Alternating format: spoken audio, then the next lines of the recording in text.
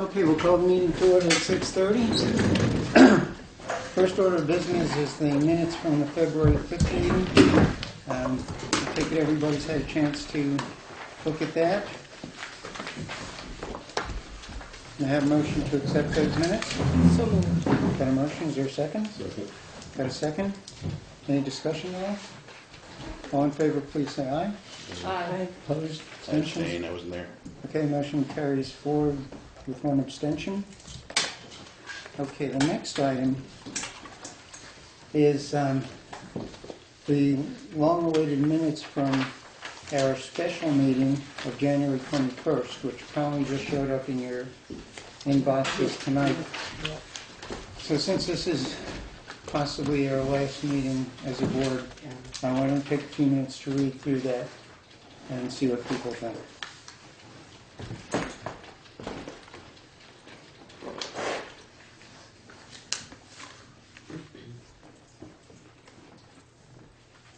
Would it make sense to read this out loud to the members of the public here, or it doesn't matter? You guys are all interested in hearing what the minutes of that meeting were? I'm sorry, what meeting? We had a special meeting on January 21st, and the minutes have been delayed and being put together. And since this is our last meeting, we're going to be spending a few minutes reading it. I can read it out loud if people are interested in hearing what it was. If you're not, then I won't disturb the other folks. Nobody I cares. have complete faith in your decision. No. Among the five of us, we'll come up with something. Okay, thank you.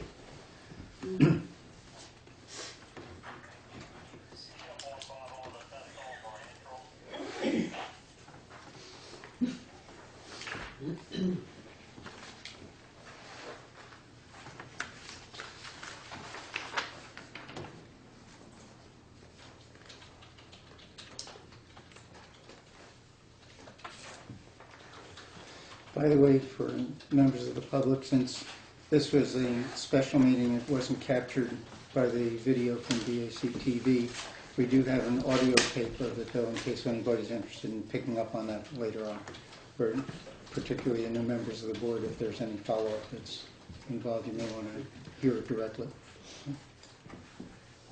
Everybody had a chance to read that? Yes.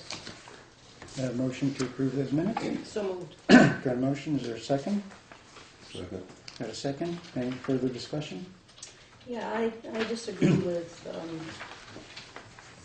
not capturing the essence of what this meeting really was about. This was warned as a special meeting for a personnel matter. Usually personnel matters would go into executive session. I thought that this was in response to something from another board meeting. And then when the select board met, it was not a personnel issue. And so you stayed in regular session. So it concerns me that in that meeting, and now I'm speaking, I can't tell because Chris Droop really thinks that I hop on and hop off, but I am the town clerk. And all of the allegations that I sent out in an email to the select board, I have documentation to prove that, and I had asked to be able to respond to what was a hypothetical situation that you, Gary, put into the Brattleboro Reformer. And I do have documentation on that. So this whole thing was, and at 5:30 I had to leave the meeting because it was the day before the charter, and we had 229 early absentee ballots that I was responsible for overseeing. But I have listened to the tape on this, and there is a concern on my part with certain comments that were made, for example, that the town clerk lost documents. That's now in public. That I didn't warn the BCA meeting, and that's true, but I have documentation to prove that I did warn one. And Gary, you said when you couldn't attend that one, where you set the date, that, the actions of the Board of Civil Authority were not aggressive enough. So that's when you said, you know, the four of you said, oh, Gloria could go on the next one. And I realized that we'd already discussed this. And so I have a response from you, Gary, where even when you knew this, or... Excuse me just a moment, Gloria. Right now we're focusing on the minutes. We're not focusing on the defense of your allegations or anything else. So not the content. But, you know, you've made the point several times, and you made them very explicitly in the email. The fact of the matter was that your perspective on what was the reality behind those actions may or may not be what the other people on the board saw. It apparently, based on the discussion we had, both while you were here and after you had to leave the meeting, the rest of the board viewed those situations all very, very differently. All we're trying to do now is get past the minutes from the meeting. I understand that, and that's procedurally correct, but when may I, because I've asked to be able to do this, and you said no, we couldn't put it on the agenda, when may I present this information? In this meeting, since it's this select board. Yeah. Let's bring it up as unfinished business at the end of the meeting, if you like. Is that okay with the board? That's where you want it. Okay. Are you ready to vote on the minutes then of the January 21st meeting? All in favor, please say aye. Aye. Opposed? Abstention? I'm going to abstain because I wasn't there for over Okay. half of it. 4 in favor, 1 abstention. Okay, the next item of business is the road foreman's and road commissioner's report.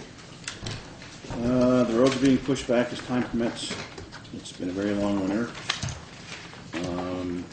Keep having storms in between pushing roads back, so we gain on some and lose on others, but the roads are in pretty good shape overall for all the storms we've had.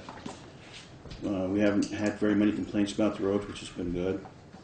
Salt is getting to be a little bit harder to get, so we've been starting to mix it with sand.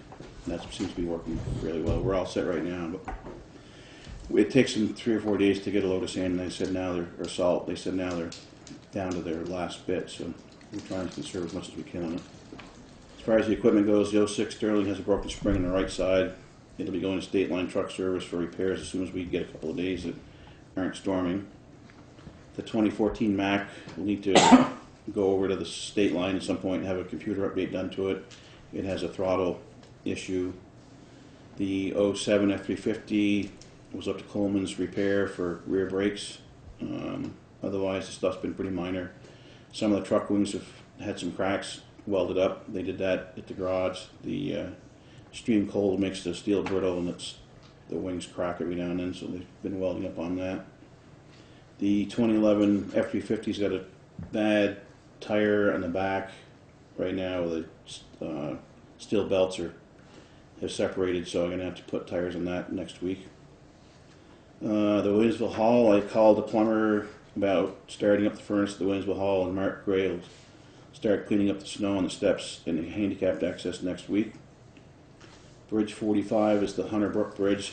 The state inspectors did come down and looked at the bridge and noted that the beams that we put in, or that the Renault brothers put in, were not new. They're old beams and they were painted. They said the bridge is a very nice bridge and they see no problems with it, but thought we had new beams put in. Mark Pickering is working with Shannon on what the bid said, and the bid that we signed, and there's a bid, and it does say in the bid that he was going to install 4 new beams. Okay, before we leave that then, Todd, as Todd said, the bid indicated new beams would be used. Install 4 new 30-inch beams, 30 by 173 feet. The $60,960 total that we've now paid, Shannon? Yep. Okay, included those new beams, but instead we received old beams. So what Todd was suggesting earlier was that maybe after the next discussion with Mark Pickering, the select board send a letter to the Renault brothers pointing out that their contract was for the new beams, and since they used old beams in there, we need to negotiate a refund for differences in cost. Does that make sense to the board? Does, but, you know, the question on that, Todd, weren't those first beams, which were probably new ones, too short? They were used beams. He was going to put 5 in there. They cut them too short. Ah, okay. That was their mistake. So the conversation that we had with him that day was about trying to plow that without the bridge in there. And he had stated at that point that he sent a truck down to Connecticut to pick up 4 new beams. Said we were going to make out pretty well on it. Well, the bridge inspector said these beams look like they're in the 30s. Said they're still solid, and it's a lot better bridge than what we had before. But he said he's kind of concerned that they're not new beams. So Okay, so if it makes sense to the board, can we ask Shannon to do up a letter for the next board chairman, Center No Brothers, after the next meeting with Mark Pickering, telling them that we want to get together to figure out what the difference in the cost should be, and that the town would be expecting a refund on the difference. Does that make sense? Yes, do we need a motion on that? You know, why don't we do it so it's Yeah, fine? so moved. Got a motion, second? Second. Got a second? Any further discussion? All in favor, please say aye. Opposed, abstention, motion carries unanimously. So hopefully all this information will be available to the new board shortly after it's seated. All right? Okay, so we're going to hang on to that, Jesse. give it back to Shannon in a minute. Okay, let's continue. The new truck, the new F550 is being put together now and should be done soon. I need to order a 2-way radio for it. We always replace the radio when we buy a new truck because the truck's 10 years old or thereabouts. And it's a good way to stay up with the radios not getting too old, not having to buy several at a time. That'll take most of the remaining money out of the radio budget if we do that, though. So I don't know what the board wants to do there, but I would suggest buy the radio and put it in there when the truck gets here. The radios. This is something you normally do with your new budget Yeah. anyway. We always, Anybody have any problems with that? that way we don't get way behind on radios. But my question, it won't go over or much over. Well, there's like 1,300 left in the budget, and the radio itself's 1,000, and then you have installation, so it's going to be close. Maybe tight. That's why I'm bringing it up now, to figure out what the board wants to do. But we didn't budget a whole lot more for the next year. If we Right. just said wait, Right. then it would be 2 to. Usually just have it there for a spare. If we have one that quits or something like that, we have that, the old one as a backup. We've got 2 of them there now that had died, and we put the 2 spares in. The other thing that comes out of the radio budget money, though, is I think is the pagers monthly from CVC. You guys must get that every month, don't you, on your pay orders? Yeah. CVC? Yeah, Central Vermont Communications or something like that. Do they bill it quarterly or something? They don't bill it every month, do I they? don't. Maybe it's yearly, I don't know. I don't know how I was that gonna works. say, I don't. It's gonna put us right on the edge. Do you have any money in any of the other line items where you might be able to switch it over? Probably somewhere. Go Probably through the budget. I don't think salt we're saying. No. If we're running with a deficit there. What's that? Would they give you anything for the old ones due to the labor charge? No, because by the time they're 10 years old, it's like a computer. They're all outdated, nobody wants them, so. Doesn't seem sensible to me to hold off a whole year to do that. While they're setting it all up, it makes the most sense to do it. I'll talk to Maureen, there must be somewhere that we can cut it back on something else. Yeah. That seems like a practical way to approach I it. just wanted to bring it up so that everybody's on the same page with it. Is everybody okay with that then? Okay. As far as the winter sand, Fitzpatrick's are once again going to be bringing us more sand. We're almost out again. This is what, the 4th time this winter, something like that. Excuse me. We've been using sand salt mix, like I said before, in the blacktop for a lot of the storms, and it's actually working very well. The storm, it's been so cold out that straight salt doesn't work that well. So we've been mixing it with the sand, and it helps it stick to the blacktop. When the sun comes out, it melts really well. We are also out of ice beyond now. And we just shoveled out the doors in front of the old rocks today, so I can order some more and get that here. That actually works very well. When we spray it on the sand pile, it saves us a lot of chunks in the sand. So I will be getting more of that. So other than that, that's all I have. Make a motion to approve the road foreman's report. Is there a second? Got a motion, and a second. Anybody have any questions for Todd? Okay, all in favor, please say aye. Aye. Opposed, abstentions, I motion abstain. carries with Todd abstaining. Okay, next item of road business is the sale of the 2000 F-350. Todd, do you want to take us through that, or is that something Shannon should take us Shannon's through? working on that, Okay. trying to come up with a fair I market. left the, yeah, I got both Kelly Blue Book and NADA values. Okay, And I guess the board just needs to decide if you wanna do it as a bid or, you know, sell it for a certain price. okay, so the first page looks like the Kelly Blue Book value, which runs from 11,424 in fair condition to 12,416 in excellent condition. How would you characterize it, Tom? It's not excellent, but it's not, it's kind of somewhere in between. We'd said something about 10,000 before, it's starting there.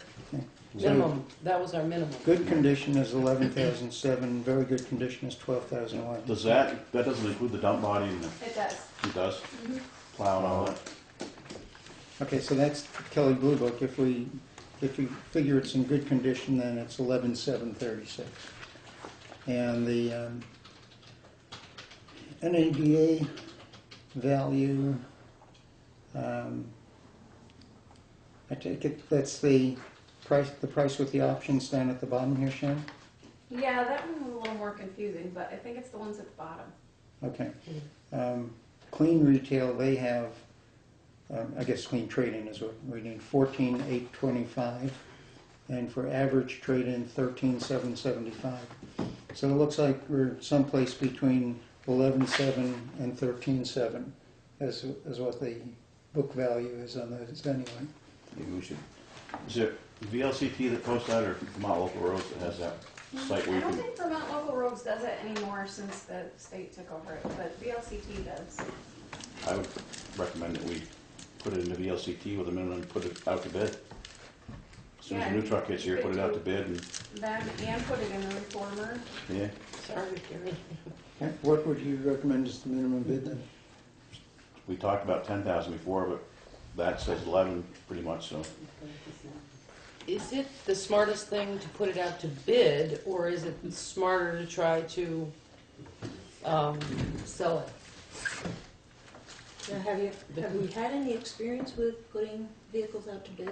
No, this is the one that they said they only gave us 5,000 on trade-in, and we said Right. there's no way. Right. Now, after the last meeting, I got thinking more about it. I think my head was up my ass last meeting, but I was thinking about, I think the bid would be the way to go. We do. Because that's the way a lot of them do it. I've bought a lot of equipment off towns and they bid it that way. Can you construct the bid so Probably do what he said, the you minimum bid. have a minimum? Yeah, That way, if somebody comes in and bids Yeah, 2 or 3 $500, weeks later, we're not. We're not 2 weeks stuck down, on hey, it. we don't have no bids, and you change your way around, but. yeah. Okay. So it would make sense to start with a minimum bid of 11 and see if we get any takers. Do I? I would. Minimum bid of 11,000. It's sort of the lower end of what the Blue Book Yeah. and of what both of these are saying. Okay. Create that as the minimum, that's fine, as long as there's a minimum so that we can reject anything that It's under just that. doesn't come up to at You're least not the selling minimum. the sander with it, are you? Or- No, we'll put that out to bid two separate, I think, Yeah. for like 3,500 Yeah. bids. Okay, so do we need a motion then to put the 2007 F-350 out for bid with a minimum bid requirement of $11,000? So moved. Got a motion, second? Second. Second. Got a second? Any further discussion? Yeah, I guess I'm confused with that. How much in terms of advertisement will that cost us? I think VLCT does it for nothing. The Yeah. reformer would be, I don't know, like 90 bucks, 90. maybe less. What about like that Craigslist or something? You could do Craigslist too. Hmm. That's free too. Can you post that? Yeah. And do we need to set a time frame for Yeah. this? What's the normal time frame for bids on this? 30 days for when you put something out to bid to buy something, it's 30 days, but I've never done one for, I'd do it for the 30-day thing, so that way at the first meeting right, with a new board, it's gonna have enough to do anyway, so That's looking true. at bids, so so. it'll be the second meeting. Okay, so can we modify that motion to add to it for the bids to be out for 30 days and Or to our next be, meeting, the second meeting after this. yeah. March 19th. Do on March 19th, which happens to be the same Well, number. that doesn't mean it's 30 days from the time Yeah, I I don't get it think all it pulled is. Yeah, so together. just have it on the second Yeah, meeting of I think that's fine. Just put in the bid that, the date. but the truck will be available when the new truck gets here or something. Just in It case. should be here by then, but if it's Yeah. not, we can't do without it for plowing and stuff, so. Right. I'm confused, are we doing second meeting or a date? Well, Second that meeting is March is- 19th. Right. is Oh, the okay. date of the- So I'd like to amend my motion to include the request for the bid to be due back by March 19th. Okay, so. Whoever seconded it. And the bid would be Okay. published in VLTC's newsletter, the Reformer, and on Craigslist. Is that the plan at the moment? Okay, so that's all part of the motion? Oh, you know what? Isn't there a, Here's something to consider though. The newsletter for VLCT only goes out once a month, so if you don't hit that, by the time it's in there. Well, what if the motion was to put it out for bid 30 days from when it can go into VLCT's newsletter? Because we need the truck for a while yet anyway, right? So there's time. And, you know, it might mean an Yeah. extra couple of weeks before the next So- board makes a decision on so Shannon, you could find out from VLCT when anything needs to be in for Yeah. the next, Well, let me just look. what did I say? I thought they just came out with.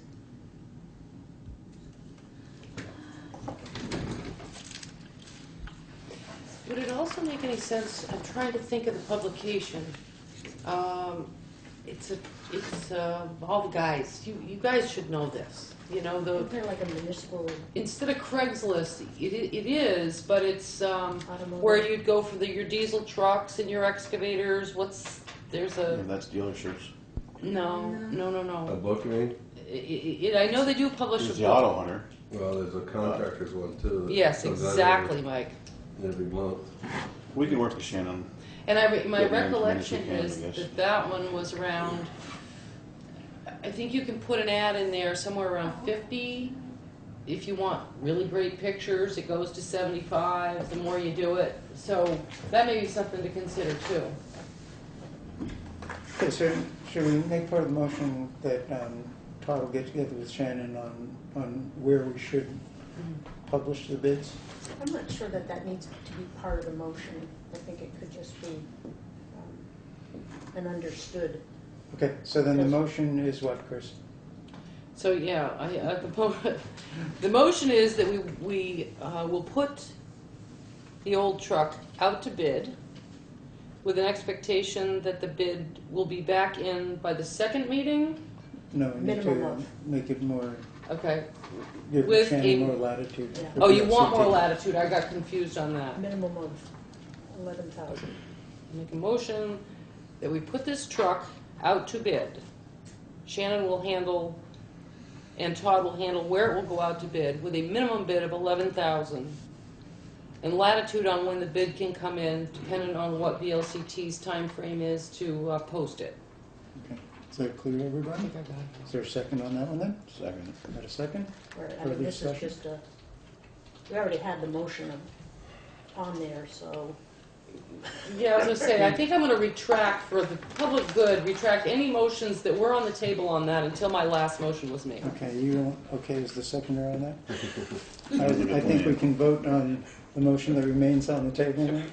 We can. Do you have that, Okay. Shannon? Yes. All in favor, please say aye. Aye. Opposed, abstentions, motion Can carries we make sure unanimously. Shannon, Well, you guys won't know if I don't get it right, because you won't be here to approve the minutes. You're right. I'm getting Well, a two little of them. cheeky over there, isn't two of them will be. Okay, any other road business that we should be dealing with? All right, administrative assistance report. Such as it is. We've got a short one this time. The town report has been mailed. They were sent out today. So thank you to everybody who helped me put labels on and get them out, and thank you to the road crew for carrying boxes for me. The single audit, I have a draft. Rick Brigham is holding off on making it a final because it appears back in, I think it was 2012. 12. December of 2012, we requested an extension to the summer of 2014, and they dropped the ball and never gave us the extension, which is fine. I mean, they've already paid us for the work, and they didn't notice that they didn't give us an extension. So it doesn't matter so much for the state of Vermont State of Vermont. and State of FEMA, Vermont. but for our audit purposes, it does matter. So we really need that piece of paper that granted us the extension. So if he doesn't get that piece of paper, we'll get a finding on the audit, and he doesn't want to do that. So he's kind of holding off. Are we expecting a piece of paper? Yes. Yeah, yeah. So I don't think it will be an issue, but I thought you should be aware of it. Okay. I don't know why it says that the final audit is complete and is in your mailboxes, because that was last time's, but I just wanted It's still complete, huh? It's still complete, and it might even be in some people's boxes still, but And it's in, All right, we won't that's go. the single audit or the, no, The regular one. which is in the town report. it now. is in the town report. This year. Which are out, yeah. Mhm. So that's all I've got. But Okay. Thank you very kindly. Any questions for Shannon on her report? Well, it's not so much questions as she did a great job on getting that all organized and out. thank you. Good deal. She always does a great job on that stuff. Okay, scheduled members of the public, none. Unscheduled members of the public? Yes, Deb. I just wanted to make sure we're all on the same page about town meeting, which is when this will all be together again. Todd, I'm counting on you and your road crew as always. We'll see what we can do. Glad to hear that there'll be heat, we hope. Well, I said he's turning it on. I didn't say there's Yeah. going to be any heat. I hope he's turning it on soon. He's supposed to be turning it on next Thursday. Okay, I gotta remind him. Because Okay. that will give us like 5 days to try to do that. right, and find the leaks. Hopefully we Okay, have heat. hopefully with heat. Do we have an alternative plan if we don't? Somebody has to bring the space heater. Yeah. Right. Everybody's gonna smell it. Everybody bring the cleaner. I'm gonna be out of town the weekend before. I'm gonna email you my cell phone number. Well, definitely, once he gets it Yeah, turned on, we'll check it. okay. Will we be gone before, because he's I'll going be- to turn it on Thursday? He's supposed to turn on Thursday. I'm supposed to leave town Thursday. Okay. Well, we'll check it. We gotta go over there and clean up Okay. the, Because with snow we removal have time stuff. if it fails, I figure if we figure it out, it won't happen. yeah. It should be But we okay. can actually start the meeting and adjourn it to the school, or Right. if we have to. Well, let's pursue it for this month, because I think Deb's asking a good question. But the voting has If been. indeed it turns out that for whatever reasons we can't get it warm enough for people to be okay in there, can we use the school or the firehouse as a fallback spot? I don't know if there's room enough in the firehouse. There might be. I mean, I don't think the fire department has any problem with it as long as they know ahead of time. We usually have 110 people come, and that would be a lot this year. School. There's nothing. School would probably be better. I think so too. Okay, so should we Better ask, for parking stuff too, and Yeah, should we you ask would- Shannon to touch base with the school to see if we could in use case. that as a fallback just in case? being that it's been this cold this winter, that it hasn't been like this before for quite a few years, it Yeah. does make me a little I'm nervous. just, I just feel like we should have Plan B. I mean, You don't have to use it. the fuel tanks are full, so Okay. we have enough fuel, but if we start having trouble, then I'll get a hold of Barrows and have them come down and see what they can do with it. So, do you want me to get in touch with the school? How do we want to do this? We Shannon? can ask Shannon to do it. Okay. All right. So, just to be sure that we're clear on it, do we need a motion for a fallback location for the town meeting? What happens with the elections? I was going to say, I think we've got to check, I think they have to be where they're warned. Well, I think what I Greg was think saying that was might be that we meet and adjourn to a different location. That's the Right, town but- meeting, Yeah. but not the Australian ballot. Oh, And Yeah, we have to recess it, right? We Here's don't adjourn, we just recess. Recess. And then we allow everybody some time to get there. Here's a question, Todd. Mhm. Is there any particular reason why we couldn't tap a commercial contractor with those type of heaters that they would go in? Even if it was just for that day, you know, I don't know. rather than use it, because obviously if it's not running and it's not heating, So what's we've the also point of gotta- running we've the also oil? got to have the water running Right. for bathrooms. Well, let's hope it's working, but I mean, it's that's always- interesting. It's always come on before. Yeah, Okay. Last year, we had, 2 years ago, we had trouble where we didn't have water for a little bit. right. Then we found out that during snow removal, one of the guys hit the well Yeah, I think that and was snapped the last year. wires off. So he put wires back on it and Okay. was up and running again. But it hasn't ever failed us completely, so hopefully, It's good to Well, have the conversation. But just, right. just in case, because this is sort of an unusually cold winter,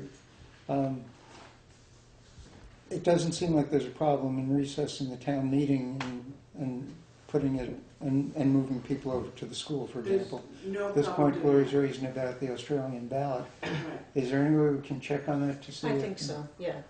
I can't imagine that they'd want everybody to sit there for several hours and freeze to death. Yeah. But the implication of that is the moving, you know, when we set up, Yeah, we don't want to set the tabulator up.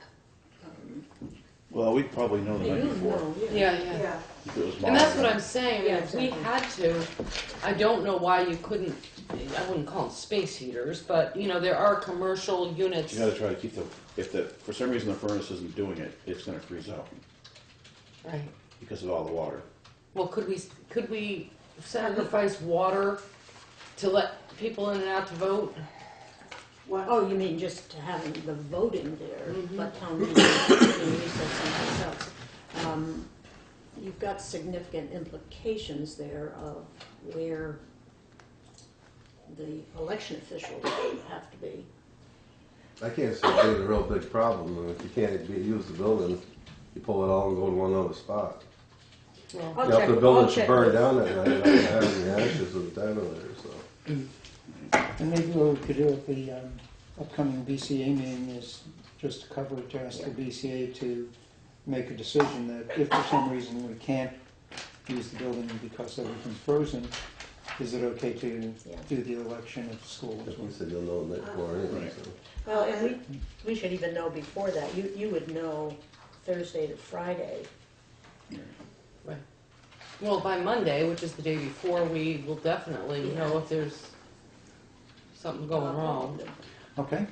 Just a- My what guess else is you got? that the Secretary of State would have an opinion about this. Yeah, I'll contact Okay, them. so, other than that, just the usual flags, podium, chairs, tables, and we've Speaker got, system.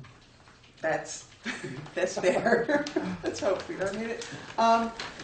We have the microphones, the PA system is on back order. We are hopeful that it will be here in time, but if it's not, I do have a plan B for this year, and the new PA system that you guys so generously have purchased for the town will be here for the next meeting after this one, if it's not here, but Shannon is hopeful it's still gonna arrive in time.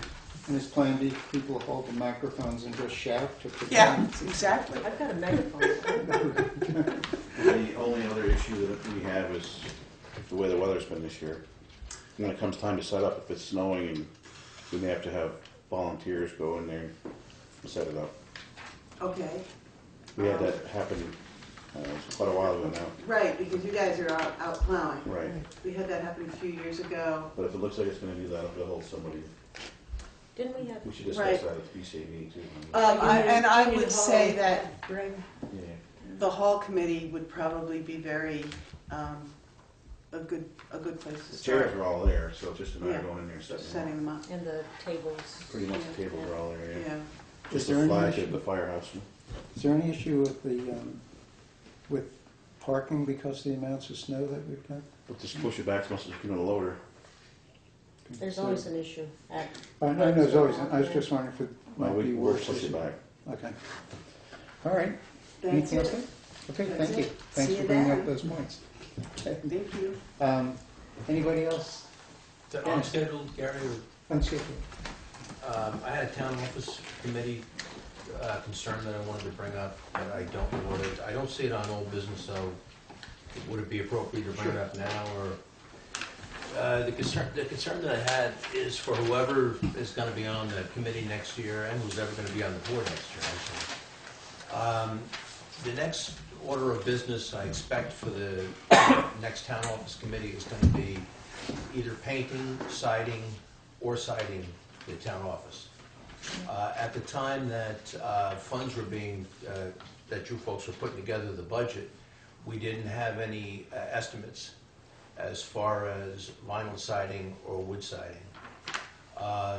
The board, I believe, allocated an additional $15,000 to the funds that we already have, which I believe gives us a ballpark of about $30,000.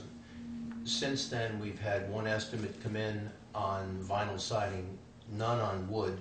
That estimate does not include weatherproofing or putting the 1 inch of insulation under the siding.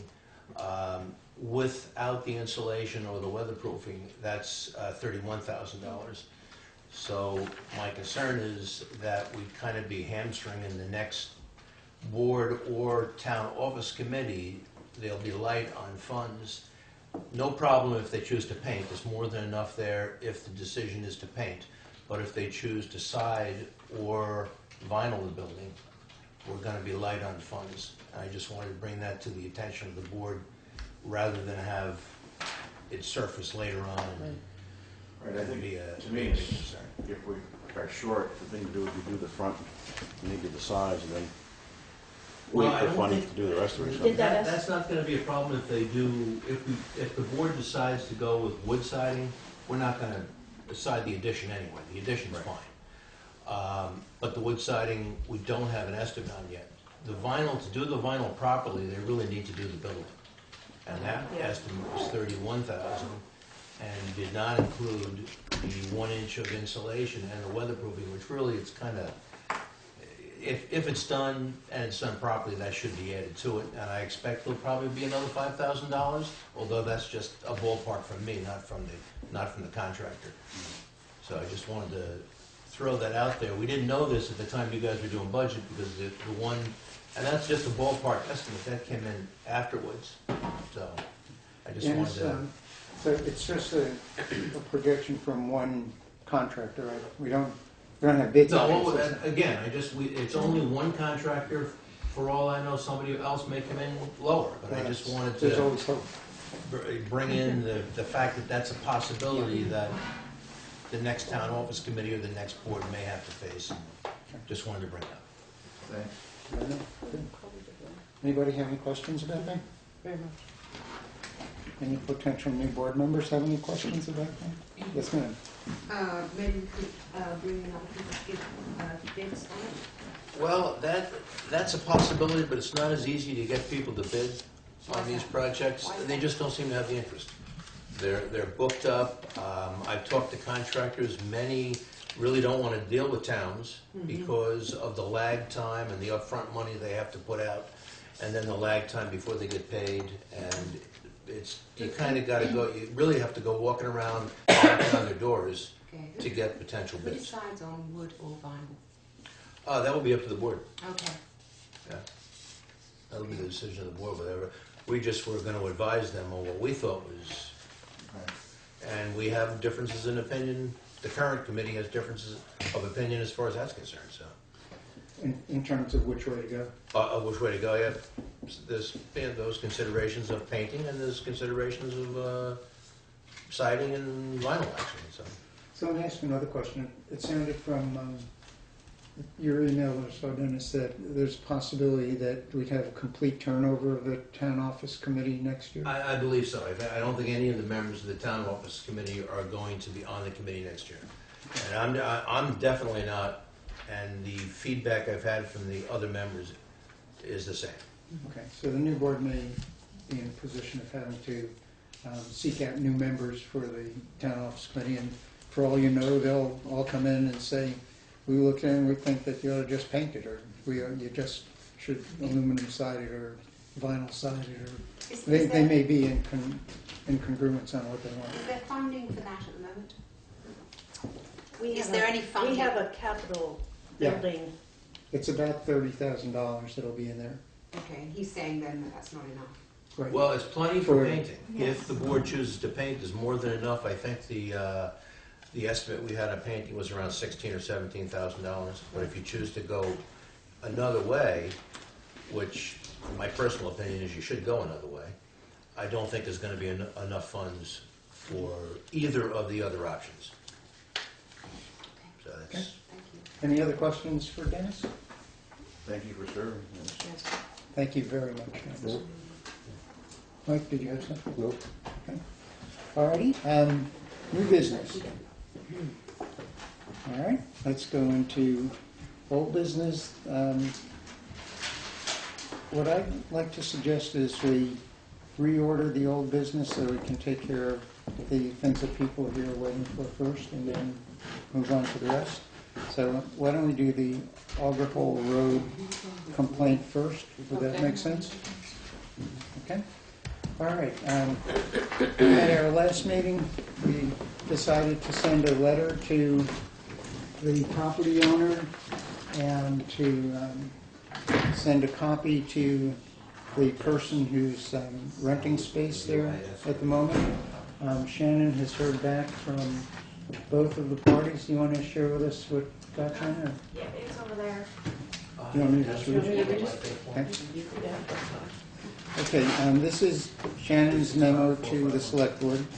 The purpose of this memo is to report on a telephone discussion I had with Jonathan Sparks on Thursday, February 12th. I had a productive, mutually respectful conversation with Mr. Sparks. He was friendly, helpful, and even apologetic for being upset with the situation. He did let me know that he'd not received his registered letter in the mail, and explained that he's not at that address anymore, but had received a telephone call from Mark Stevens and Todd Brown, and drove to Vermont to meet with them and read Mark's copy. The letter has since been returned unaccepted. He stated that as a result of the letter and the subsequent meeting with Mr. Brown and Mr. Stevens, he was no longer pursuing the subdivision. While difficult, he made the decision to evict Mr. Stevens from the property and sell the entire lot to Mr. Brown. His plan is to demolish the farmhouse and barn and build a horse barn. He also stated that in the spring, as soon as the snow is gone, he'll be assisting Mr. Stevens in finding a more suitable piece of property for his mobile home, and all items will be removed from the property, junk or otherwise. He wanted to make sure, however, that the board would not be taking action on this immediately, as he didn't feel comfortable evicting Mr. Stevens in midwinter when the mobile home couldn't be moved, nor the other items removed. Additionally, no other suitable properties would be accessible until the snow melts. I took from the discussion that he's looking for some sort of assurance that with this plan he can be assured that no further action will be taken against him until spring, when he can remedy the situation. I'm attaching the facts he sent as a result of the discussion I had with him. The facts stated February 13th, the members of the Select Board for the town of Newfane, I, Jonathan Sparks, have decided to not pursue the subdivision of my property, 118 Auger Hole Road. Instead, I'll sell this property as one complete unit. I hope this resolves any previous issues. Please let me know if you require anything further. Jonathan Sparks. And just as an addendum to that, we received something from Mark Stevens as well. There were concerns about whether he was doing vehicle work for profit at the last meeting. And he asserts, I am not working on the vehicles for profit or for hire. I only work on my vehicles and children's and friends, not for hire. Although it appears that once the snow is gone, that'll be a moot point from what we have over here. So, question is, where do we go from here? It seems to me that as soon as the subdivision issue is off the table, there's really no action for the board in that area, because the person sells property in whole to whomever he wants, whenever he wants. On the junk ordinance thing, I think we'd agreed last time that the most practical approach would be to wait until the snow was gone so we could see what was there. It sounds like that would be consistent with what Mr. Sparks and the other two parties, Stevens and Todd, would be interested in doing as well, and that if things go the way that they're planned, once the snow is gone, the trailer and the vehicles, all the rest of that stuff will be removed. The new owner, I don't know how long it'll take to take down the existing farmhouse and barn, but it sounds like a horse barn and horse farm might be a more amenable kind of use of the property. It was Just- horses there for 60 years. Okay, So so, the neighbors, I don't think are going to go with that. so if this seems like a reasonable way to go, I think there's one more item of business that we need to take care of to accommodate Jonathan Sparks, and that's to maybe give him a date certain, and, you know, once the snow is all going to be gone, let's say by June or something, that I we would think expect that the you need to get a completion date of when the property will be cleaned up, you know, of the stuff that's marked Okay. Stevens. Another point that I think needs to be clarified is the tax map shows two properties there. One is E077, and then there's a E077.1, which is just the trailer or the mobile home, I think. That needs to be clarified, that there is just one property there and it's total. this one.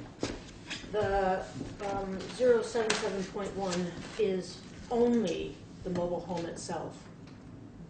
So I owned a mobile home that was placed on somebody's property. I still paid property tax on that, and it had its own number. So I believe if we look in the book that it's simply for the mobile home.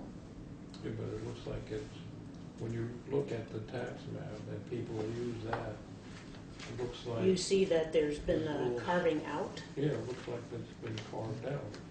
So I think that needs to be clarified, that there's only one property for tax, because the mobile home is not going to be there. And so that the tax record needs to be fixed to reflect that. But the fact that he was going for a subdivision to try to annex off the 4 acres would indicate that there must have been only one deed to begin with, or he wouldn't require one. He'd have two. He could have just sold it off on its own deed.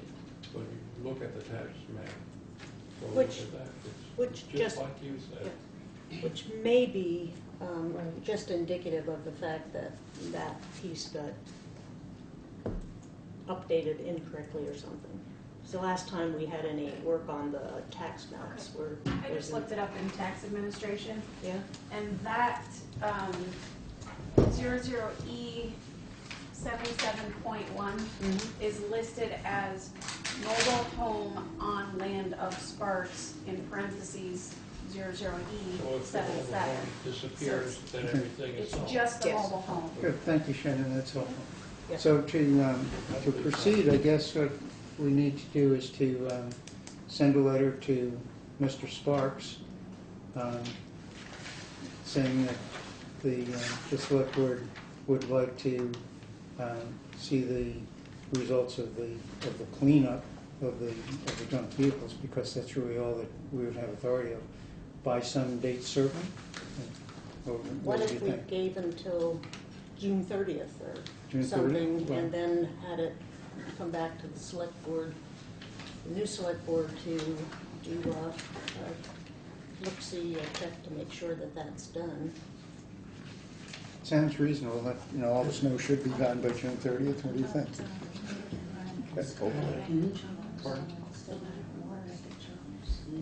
Yeah. Go ahead, I'm sorry. There's a letter that you got, or an email in the form of a letter from the Agency of Natural Resources, and it has to do with the wetlands. And they're coming down in the spring to look at the land to see the impact. Apparently it's under state and federal jurisdiction. Did you read the letter? Have you seen I it? haven't gotten anything We like haven't that. seen that. You haven't gotten it? No. Oh, my But it was directed To you, and you? Pete Van Loon apparently got his. yes. I had him here at the last meeting. I don't think we've seen it. No, it hasn't come through. Well, it'll come under the jurisdiction of the next board anyway, because all of this is happening in the spring when Yeah. they can walk the land and see. What we can do is ask Shannon to see, can you follow up with the Agency of Natural Resources test and send us another copy perhaps? That way the new board The name- will. What is their intention on this place, then? And that's what I'm just kind of, what, they're gonna turn it back into a farm, or? Well, I mean, you can't really know. I mean, we because can't, it ain't nothing else, but I'm just saying, He can sell it to anybody he wants. He could change his mind so if they come tomorrow. in, they turn it all wetland, No, There's they're not nothing to turning sell. it into It wetland, is excuse me. a It wetland. is wetland. It's classified So what if it's not as a a farm? significant class 2 wetland. And that's one reason why the state is interested in it, because it's only one of two in Newfane.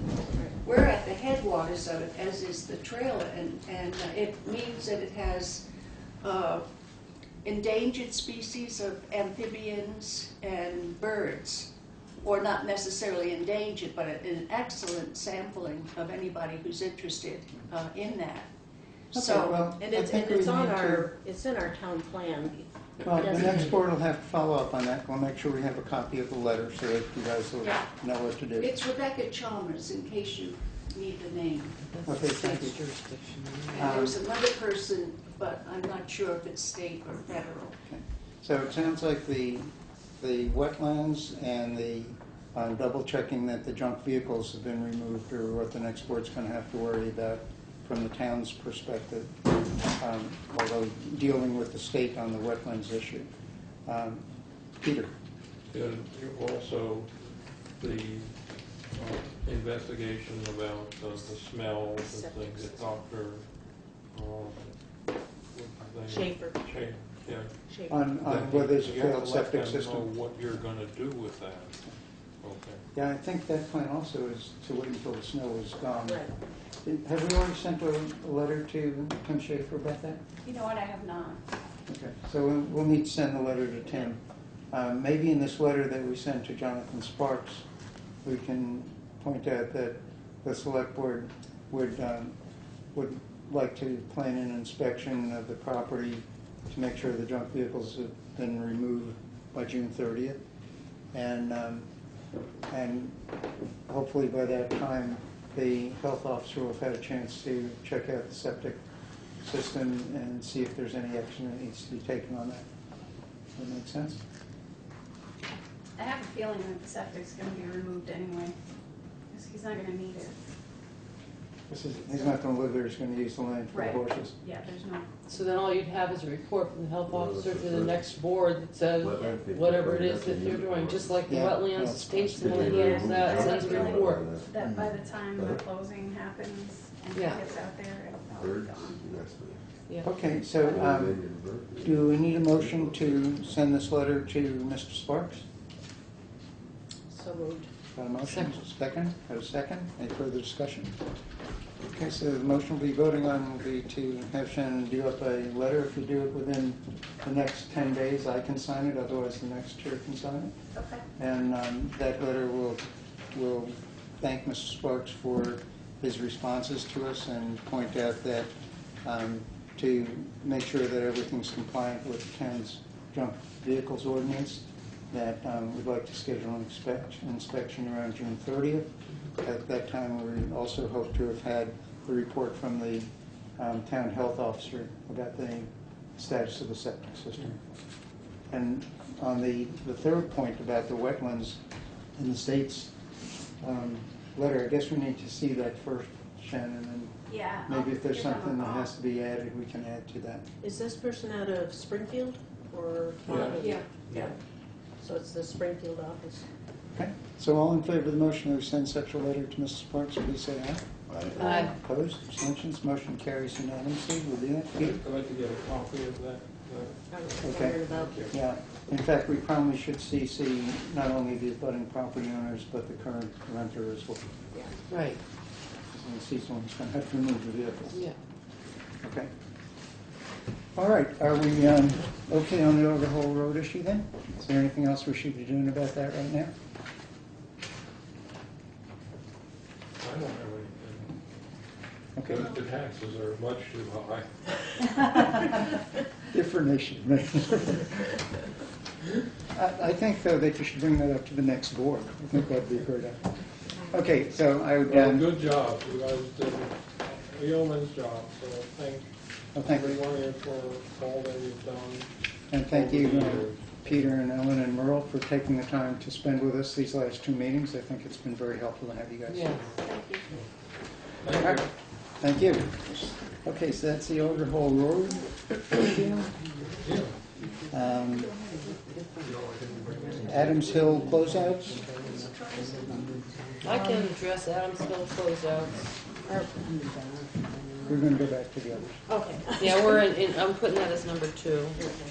So, the Adams Hill Road total project, Shannon and I have gone through this, and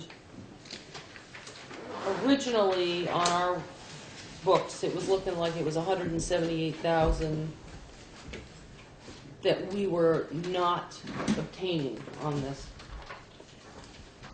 What has happened is that we are actually out a considerable amount of money on that road, and it's $113,904.59. The problem with opening the entire document up is that some of this damage was subsequent to Irene in Tropical Storm Lee, I think it was, where it kept shucking out and then we had to do this SBE engineering. FEMA doesn't like to pay for that. That's not part of the flood. So what they did with it is they gave us $42,646.63 in what was called a hazard mitigation. I think to really cut it right to the quick, both Shannon and I feel pretty strongly that if we go to open the entire file up, not only will we probably not prevail, it subjects that to even more scrutiny than what they kind of did at the time. So we're not as bad as what we thought, but it's still a considerable amount of money. It's not over yet because Fish and Game wants it taken out of there. Is that the Because one it's that? not flowing water. That's the one that Winter Regional Commission just wrote a Right, grant for they're us. hoping to get a grant. Right? to- The irritating part of that was A&R told us we had to do it. Then A&R came back out and said it wasn't high enough, so we put more into it. Then Corps of Engineers came down and said, we don't like it. I know. And when John Alexander was still on, he said that 2 of those same projects happened in West Bradford, up on Route 9, where the state came back and said, get them out of there, and they said, no, we just paid a lot of money for this. But it sounds like from what Wyndham Regional is saying is we have to do something. They're going to try to get grant money for us to help us with it. The big issue with it is that the water runs through the riprap, does not run over the top of it. Therefore, the fish can't get through it. So that's the whole big thing now. Now when you do riprap, you have to put a layer down and then fill it with dirt. Right. Then put another layer down, fill it with dirt. That's what's going to have to happen with Hickey Bridge. But Right. Is somewhere along the line, is the state going to correct its? it was A&R, it was Barry Cahoon that Right. was emphatic that it wasn't high enough. We had to add another 6 feet to it. So we went up even farther, I which know. made a lake behind it. And then we were doing what he told us to do, because at the time he was supposed to be the guy to go to. And then Corps of Engineers came down and said, oh, no, no, no. And Fish and Game looked at it and went, oh, no. And it's been sitting there ever since. I know. Here's The where problem with lowering it is, the reason you had to go up so high is because that road drops straight down. exactly. You start taking that out, that road, we're going to lose the road again. Exactly. So it was a catch-22 on that one. I think the best way for me to say this is FEMA doesn't care. So the struggles that our town and a lot of the other towns had with this very same issue is just not in the purview. It's like, look, we're dealing with this one flood, this one thing. If it shucks out on you 9 times or does all these other problems, you know, that's not part of that issue. And that's the real key to why this one will make it very difficult to try to fight. I mean, So is this 113,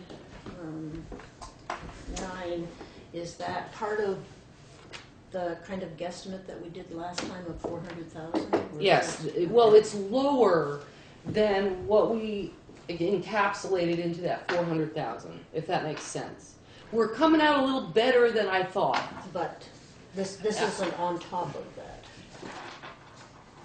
Here's where the problem is. When I was looking at it at 178,000 to the loss, everything that I read on that said, you know, I think we could get it down to our loss factor of about 65 to 70.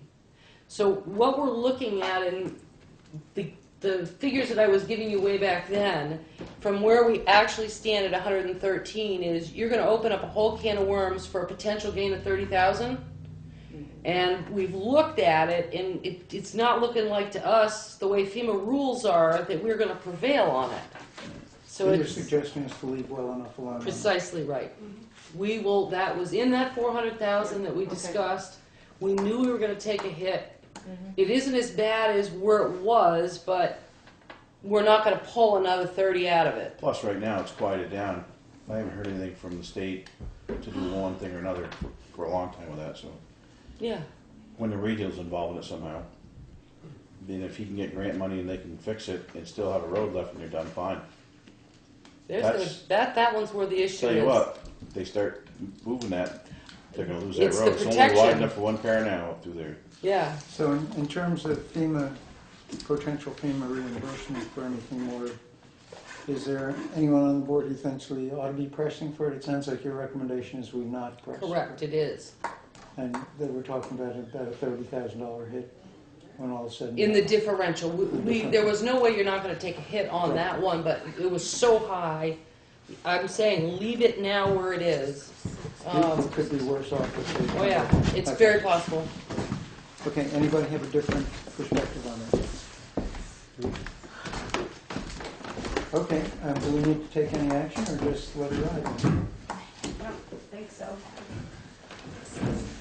Okay, so Adam's Hill closeouts we're okay with. Notes for the town meeting regarding the warning. Joan, you want to tell us what that is? I'm taking this over because these seem easier than the other issues. Seem like it. Yeah, I'll borrow that one. So I took the warning and any either new articles that might confuse people, or any confusing articles that people might have questions on. I tried to give you notes so that at town meeting when people ask questions, really it's because I don't want to get up and talk in front of people. These are our note sheets, everybody. Yeah, these are your cheat sheets for town meeting. There you go. Thank you, Shannon. Yeah, no problem.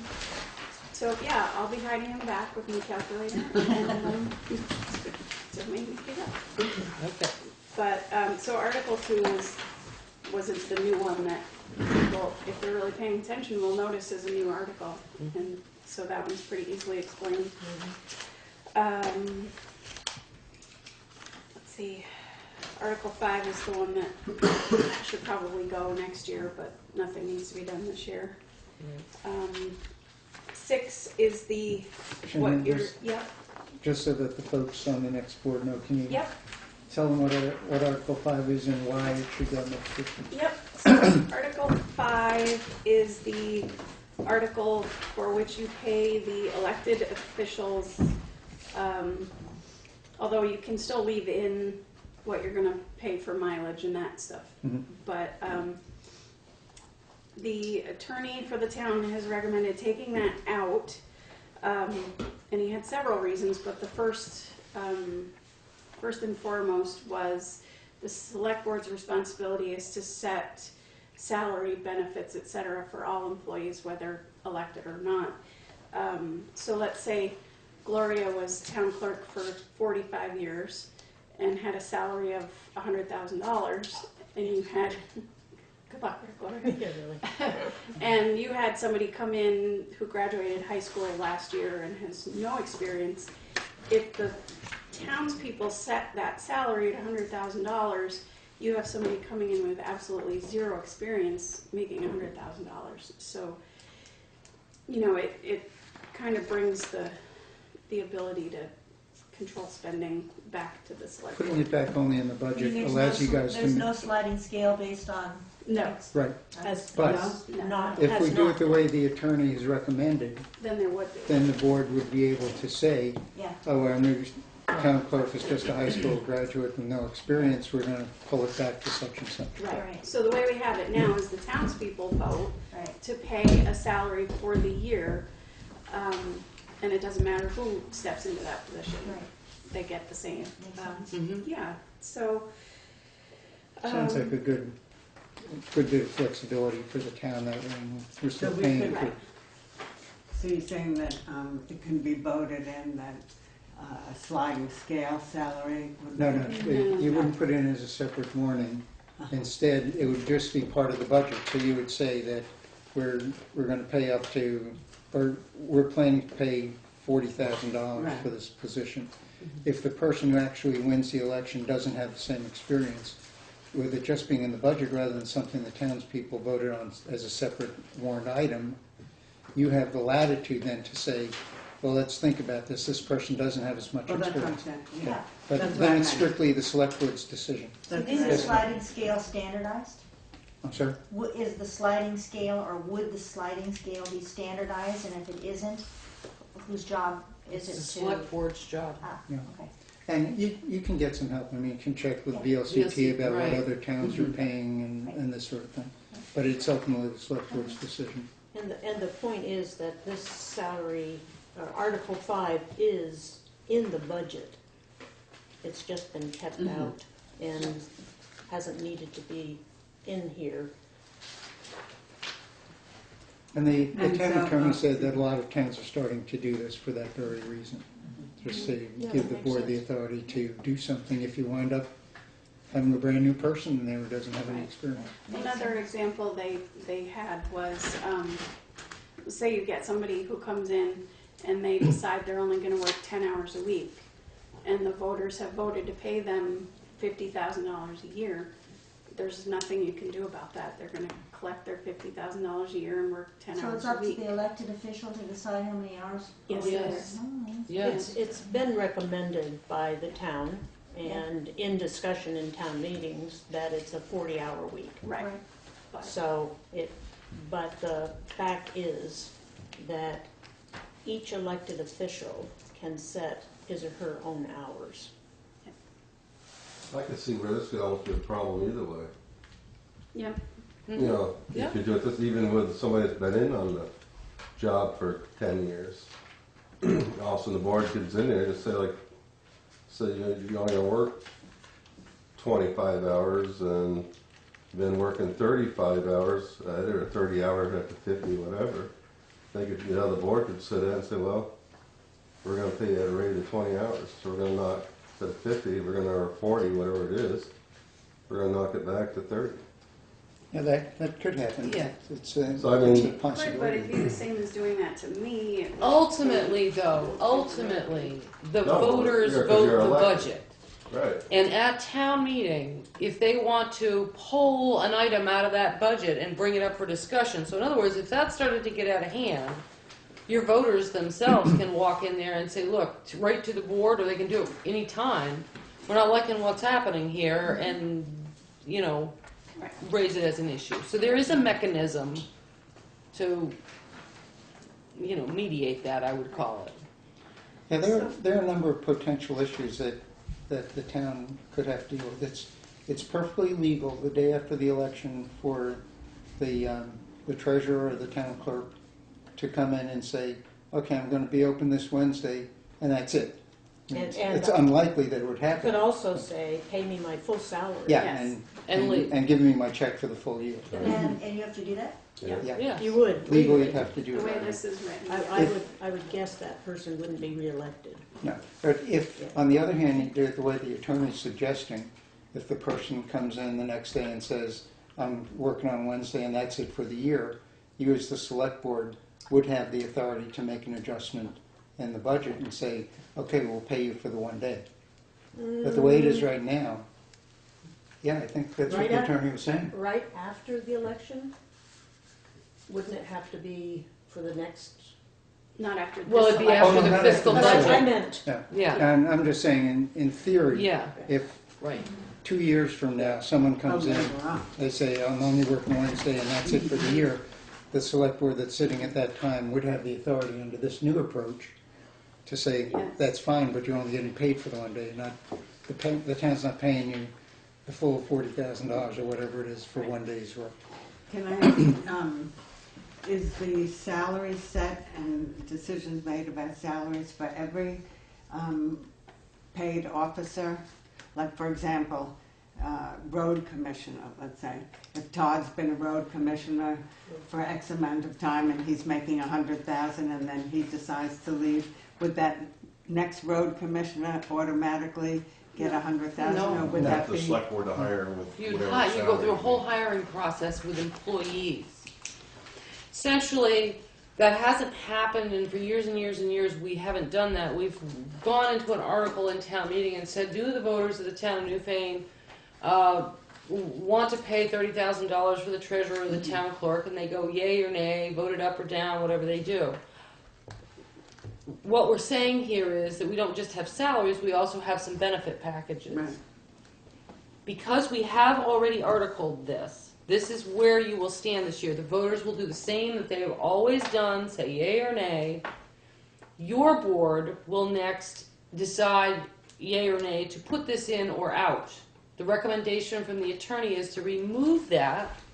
When you go through your budget process starting October, November, you prepare, you look at those offices and say, this is what would be reasonable, these are the benefit packages, just however it is. Make that a part of the budget.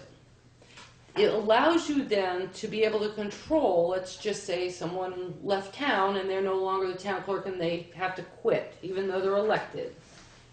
You then would have the right to appoint someone, exactly. And then when you're doing that, it's similar to hiring. If you have 5 people before you and you say, okay, we're going to choose this one and we're going to pay you this commensurate salary with your experience, you get to decide that. So it's much more similar to how you would do the employees. Until the next election, and then it goes, reverts back. And then yes, but the part that doesn't revert back is when you go to budget, you're going to be deciding whether they get raises, because you're setting those salaries. Yeah, so it doesn't necessarily have to revert back to what the full amount was for the Right. previous incumbent. Right. You guys make a decision based upon who the new person is. You guys do.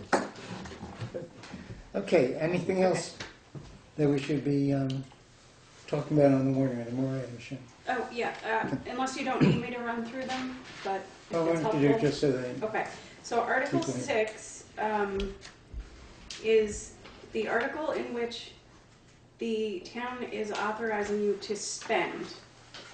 That's the outgoing money for capital. The next article is money that you are raising in taxes to go towards some of Article 6. The additional that'll go into the capital reserve fund. Nope, this is raising taxes to spend the same Oh, year. okay, Yeah. okay. Yep, and the rest will come from other sources that don't need to be raised in taxes. Article 8 is the one that you're setting aside money for future Okay. capital. And so last year and this year are the first years that we actually had to raise taxes for the current year to use in capital, and that kind of confused people. So this time I tried to explain it a little easier.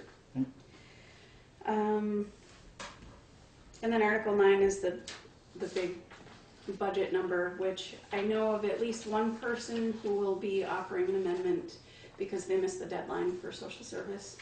So she'll be present to Okay. ask for an amendment, but so far that's the only one I know of. But I will be there with calculator to get neutrals, and Okay. I will run pieces of paper up to you. Thank you, Sharon. Yep. Anybody have any questions about the warning and what it all means? Okay, Maybe one other thing, Gary, because in fact, we more than we didn't just level fund it, we're underneath. I think there's gonna be questions about why the dollar figure for Article 9 appears higher, when in fact, it's the capital that we, Yeah, so are That's how we'll you, have to are you explain it. ready to Yeah. explain that? Okay, I that's, actually think that's a very easy explanation, because the problem that we encountered was that we found we couldn't make cuts in a lot of areas, but fortunately Todd came up with this recommendation about leasing rather than purchasing, and that's what Yeah. allowed us to realize the savings on the capital expenses. And that's the whole story. yeah, but it's just, I think it's to say these lines together, you're gonna see that it's under what was budgeted last year. Yeah, that's a good point. Okay, thank you. Okay, let's do the zoning violation follow-up next, so we can get that over there and Mo can go home. This is 12 Beech Tree Lane that we're talking about. Okay, we have here a letter from Fay Hogue dated the 16th to Merle. The turkey pen has been removed from our property. There's no longer any violation for the structure. Sincerely, Fay Hogue. And we have a proposal signed by Merle and Shannon as the notary that just needs the board to review. If it's okay, Merle will record this. What it says is satisfaction and discharge of zoning violation, Town of Newfane versus Wayne Hogue, Fay Hogue, 12 Beech Tree Lane.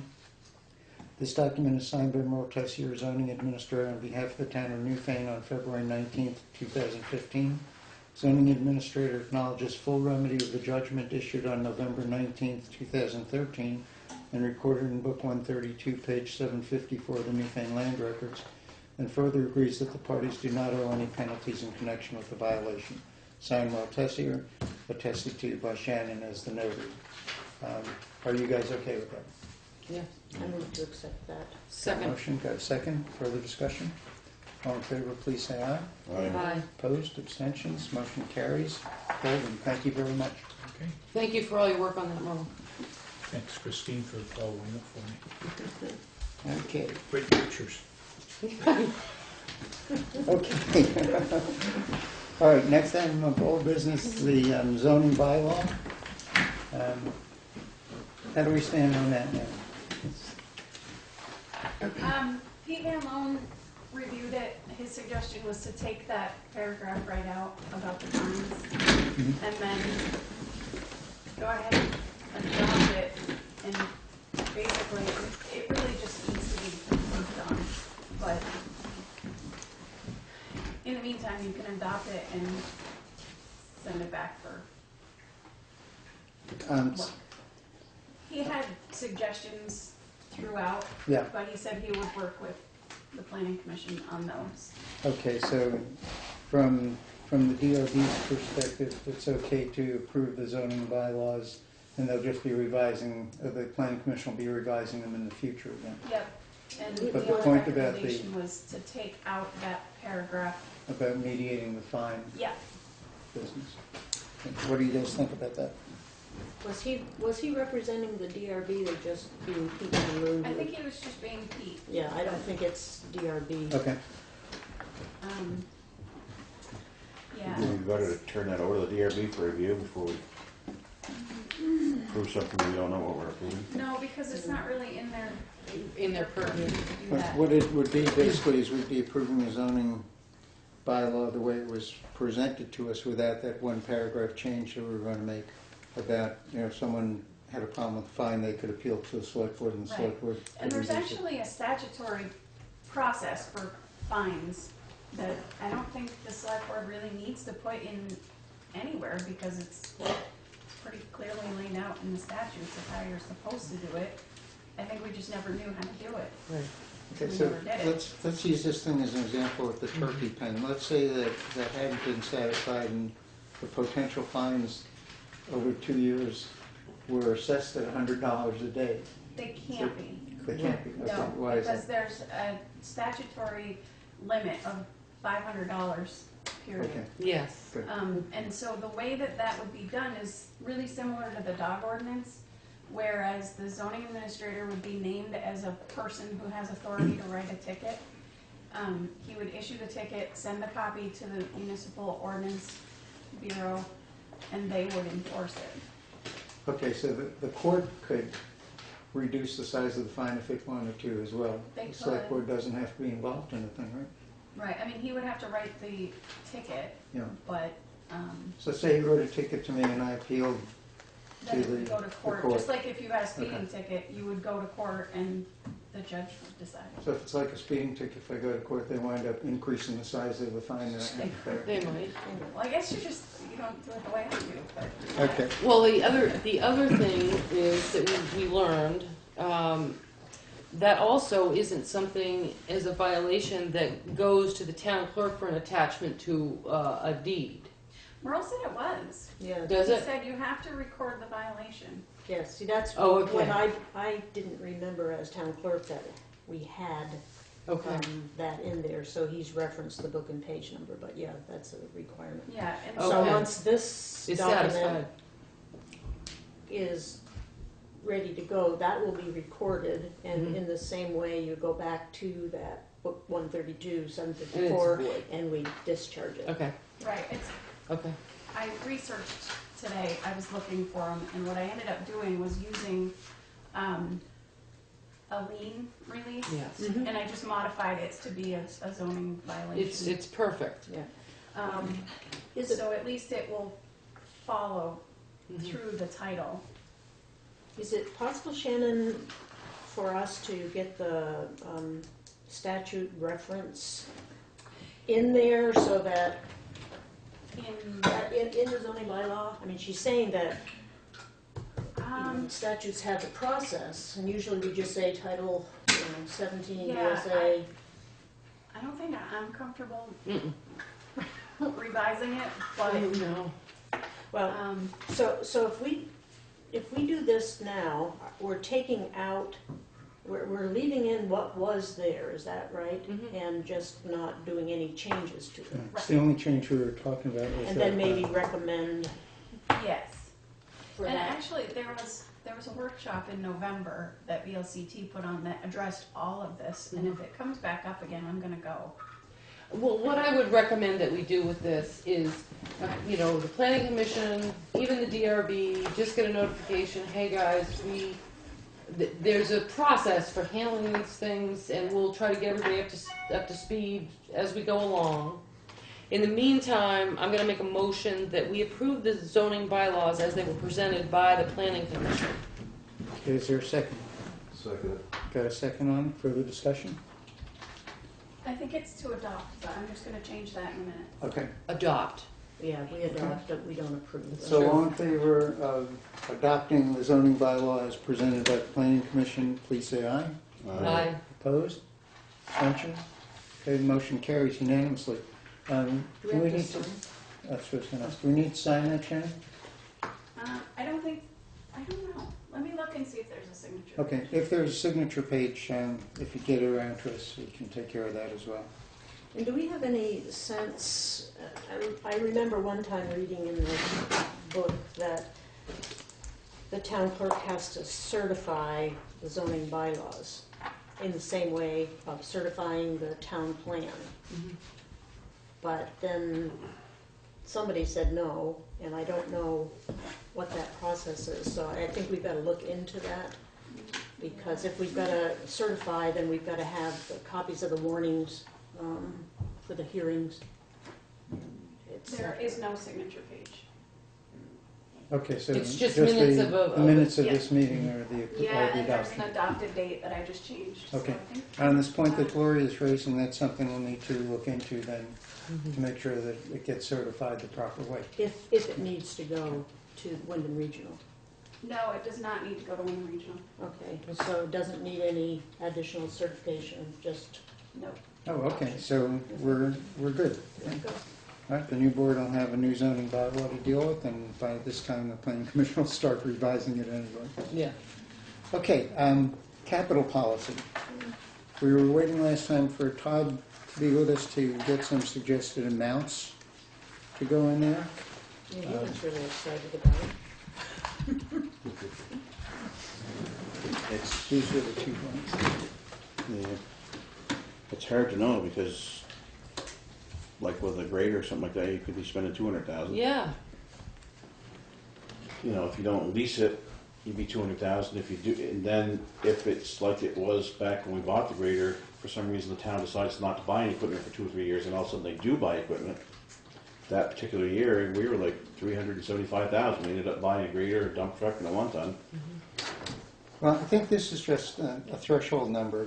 That what we're saying is here, for purposes of the capital improvement plan, the capital expenditure is defined as any expenditure for land improvements, buildings, building improvements, vehicles, or equipment costing more than X. So we could say costing more than $5,000, $10,000, whatever. Maybe we don't have to zero in on what the overall cost. So what does that do for it though? If you put a $5,000 figure down, what are you saying?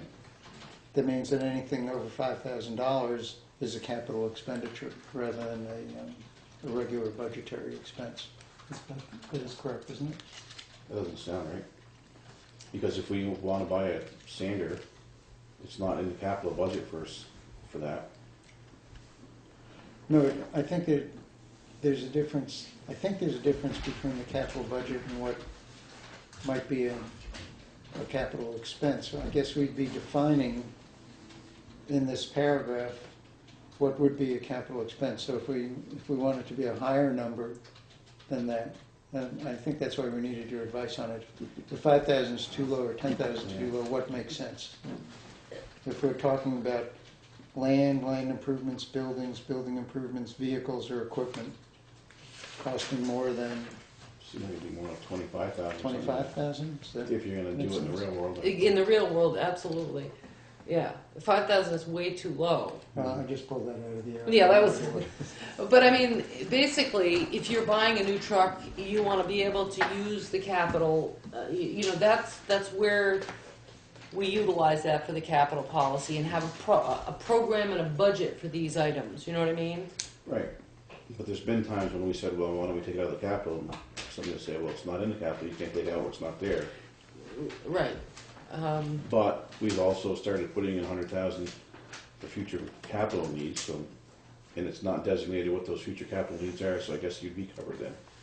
I mean, if you went as low as 5,000, if you looked at Williamsville Hall, if you looked at various one of these buildings, essentially what we're talking about is having a policy that says, you know, all these items that are out there, whether it's building improvements, buying a new truck, a grader, backhoe, whatever it is, we keep a policy going forward so that the next boards coming up don't go, well, okay, how much money do we have? What can we spend? How much do you think we could raise in taxes? You've kind of got an outline going in a continuum. So the question really in these figures is, what's the cap that we want to be able to have this all laid out? Do you mean cap or? The amount, the dollar amount. No, but I meant, do you want like the threshold amount, not the? I think it's the No. threshold amount. Yeah. So what we'd be saying over here is that anything above whatever number we plug in over there is a capital expenditure. Anything less than that can come out of general funds, by Can we think definition. of anything? Now that's for land improvements, buildings, building improvements, vehicles or equipment. And then the second part of it is any expenditure for infrastructure, roads, bridges, water and wastewater distribution and collection systems, and we need another number for that. So maybe if 25,000 makes sense for the land and the equipment and buildings, what would make sense for the infrastructure? Use Hunter Brook 2 as your example, okay? Yeah, that was 60. Exactly. Where we didn't tie ourselves up there was we were able to, I mean, it is a, yeah. Your bridges. Your bridge, right. So it wasn't a capital, we had latitude It was with capital, but it was a came out of a category for capital. It didn't just come out of capital. My recommendation would do a figure of 75 on that. Just, I mean, the next board can amend it if we find that this is a crazy idea, you know, but. And truly, just to make you aware that this is the last policy and financial policies that for number of years now, we've been intending to adopt. So we've adopted fraud policy, we've adopted all sorts of other policies, and this is the one that just try to get those figures in place. And these are policies that the auditor's been recommending Exactly. that we have in place Right. for a long time. Right. That's all. So you're thinking maybe 25 for the first one and 75 for the second one? Yeah. Does that make sense? Okay. At least we would have a policy in place, and as Gloria said, the next board can think it through, and if you guys Yeah. decide that it needs to be amended, you amend it. So it's 25 and 75? Sometime. Say it again? We have that other bridge on River Road, it's just like, something ever happened to that compared to ours, you could almost, 75 grand, you could fix it. Hopefully we're gonna do something with that bridge this summer, if we get funding.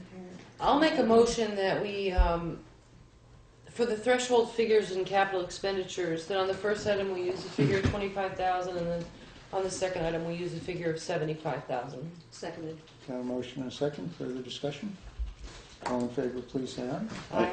Opposed, abstention, motion carries unanimously. So Sharon, if you can type that policy up with those numbers in there, I think we're done with the financial policies.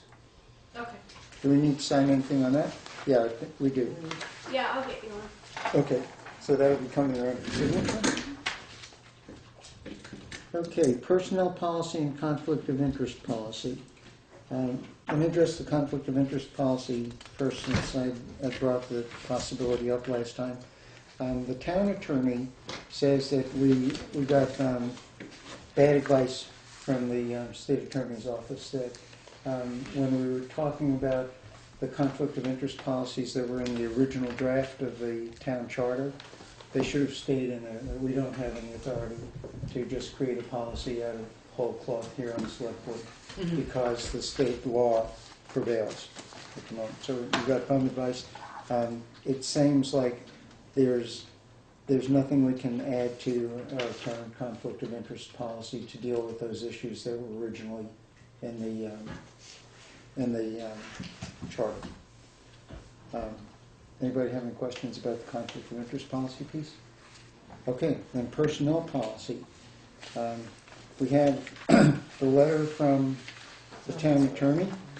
I'm going to read that into the record, and then we can have the discussion about it. Richard Carroll with Potter Stewart Junior Law Offices, February 19th. Dear Shannon, I write to follow up our meeting of February 6th and the issues on which the Select Board would like some clarification. There were two issues I indicated I would research and on which I'd give my opinion. First, can a town through its Select Board prevent people from serving on the Select Board if they're employed by the town? Second, can the Select Board adopt a separate personnel or employment policy for elected officials, which is different than the personnel policy adopted by the town for other employees? With respect to the first question, which was the one I was referencing before about the conflict of interest, the town cannot prohibit town employees elected or appointed from serving on the Select Board other than those positions specifically set forth in the Vermont statutes. Title 17, Section 2647 provides that a Select Board member cannot also hold the office of First Constable, Collector of Taxes, Town Treasurer, Auditor, Town Agent, or Lister. Because these positions have been specifically spelled out by the Vermont legislature in the statute, the town cannot adopt a policy which would prevent persons who are employed by the town in positions other than those specifically enumerated in Section 2647 from also serving on the Select Board. It is my opinion that such policy would not withstand scrutiny if it were challenged in court, because it has the effect of preventing otherwise qualified persons from participating in town government. With respect to the second question, it's my opinion that the town can adopt a personnel type of policy which applies only to elected employees. Section 1121 of Title 24 of the Vermont Statutes Annotated provides that a municipality may adopt rules relating to personnel administration, including job classification, tenure, retirement, pensions, leaves of absence, vacations, holidays, hours of work, group insurance, salaries, layoff, reinstatement, promotion, demotion, dismissal, transfer, injury, settlement of disputes, and appeals. That statute goes on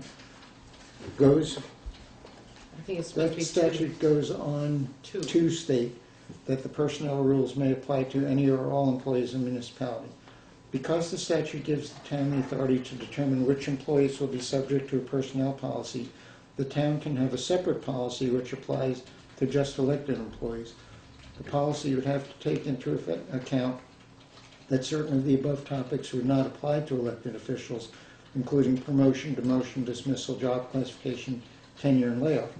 But the town, through town meetings, sets the salaries of the elected officials, so it could therefore condition payment of that salary and any benefits on certain requirements, such as hours of work, vacations, and grievance procedures. I would also suggest that if the town were to adopt such a separate policy, personnel policy, that it be adopted prior to an annual election and that it not go into effect until the next election. That would avoid any complaint or concern that a person who ran for an elected position in reliance upon practices which were in effect prior to the adoption of such a policy. Okay, with that as the advice from the attorney, how would you like to proceed on this?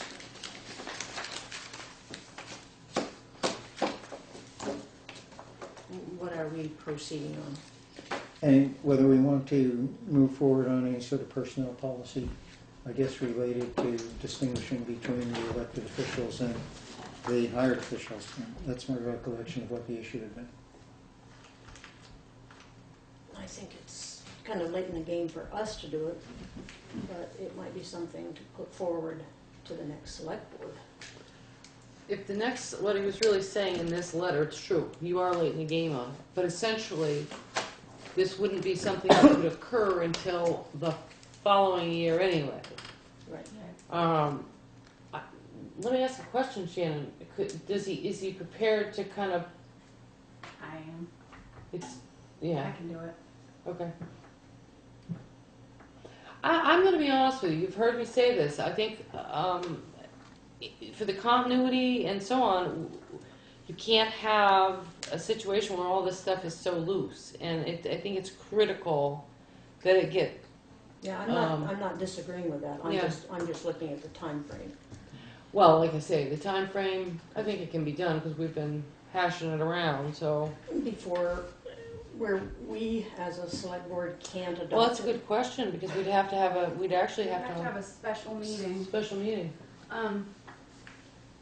Is it okay if I recommend something? Sure. Okay.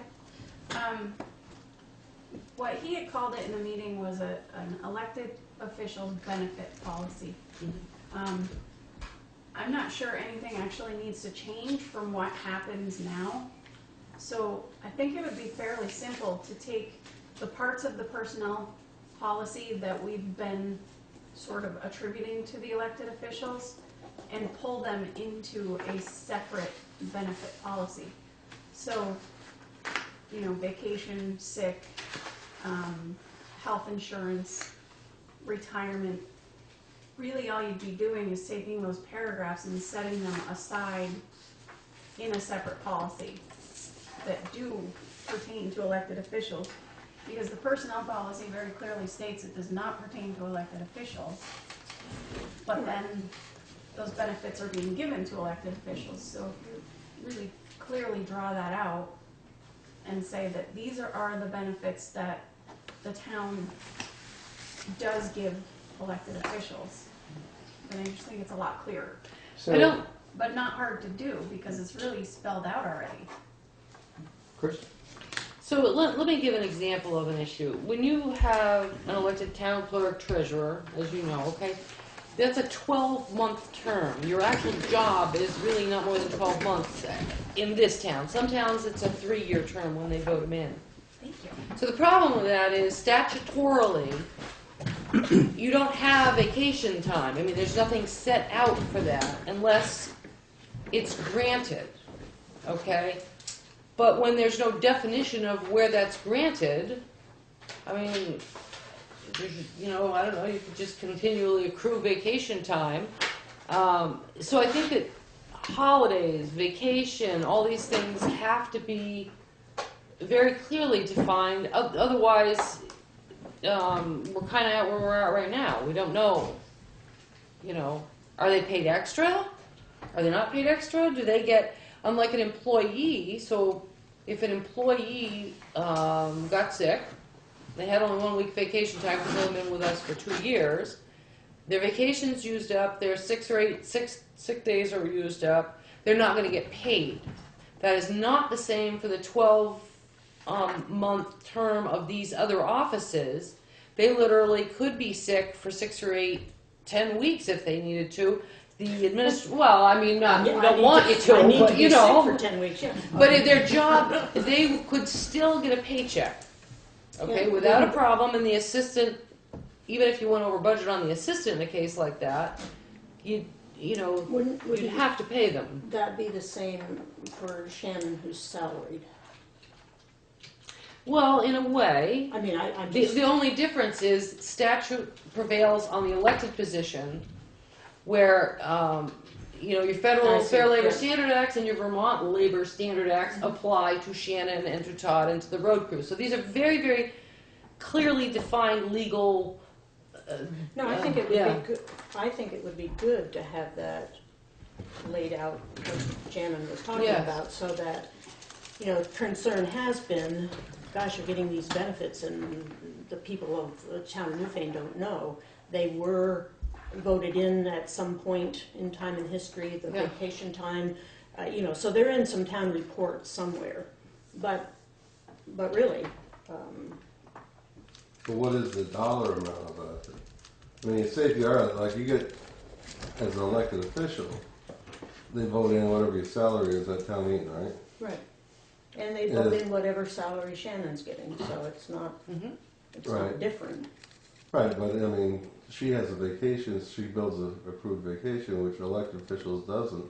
So what I'm saying is, so if you're getting, just say if you had 30,000 for the year, you get 30,000 now. Do you have a week or 2 weeks? I mean, say a week because it's a year at a time. When, Is there another $600 that goes into that 36,000 or $1,000 for vacation time? Or do you take your vacation time down at 34,000 or 30,000? when the elected officials of the town of Newfane took office, they were given, this is how many, this is what you do, you can't accrue beyond this. So as an elected official, I just worked under the assumption that that's what it was. So I report any personal time, because we get personal hours, I report any vacation time in the same way that others. The Well, only what I'm saying is, no difference- matter how you do it, it's vacation or sick Right. time or whatever, you're only going to get the 30,000 at the end of the Absolutely. year, no matter what.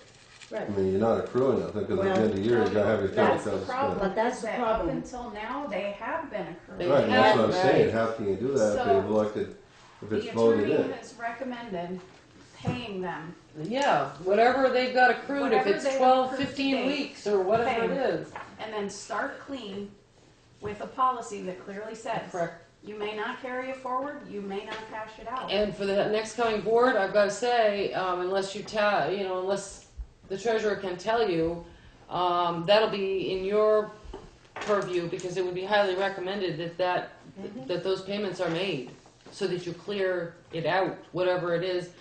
If it's $8,000, $9,000, we didn't budget for it, because that's been the problem over 12 years or so. It looks like to me, we don't account for it.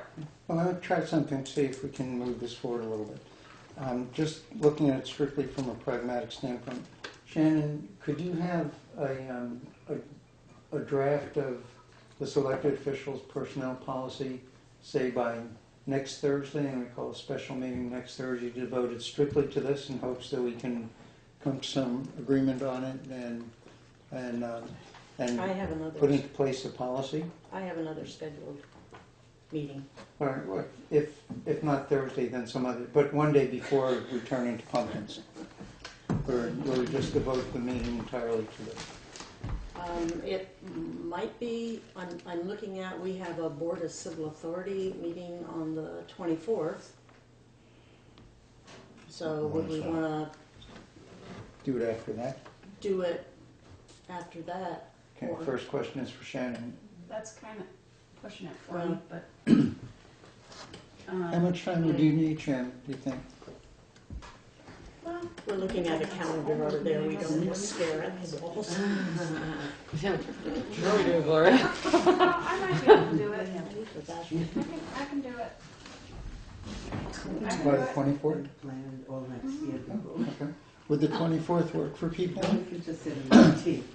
We have a scheduled BCA meeting at 6. So if we said for 7? 6:45. Just do it following the VC meeting, whatever time it is, so we're Okay, not that sitting here makes for an sense. hour. That's a Right. good That's a idea. very good idea, Yeah. God.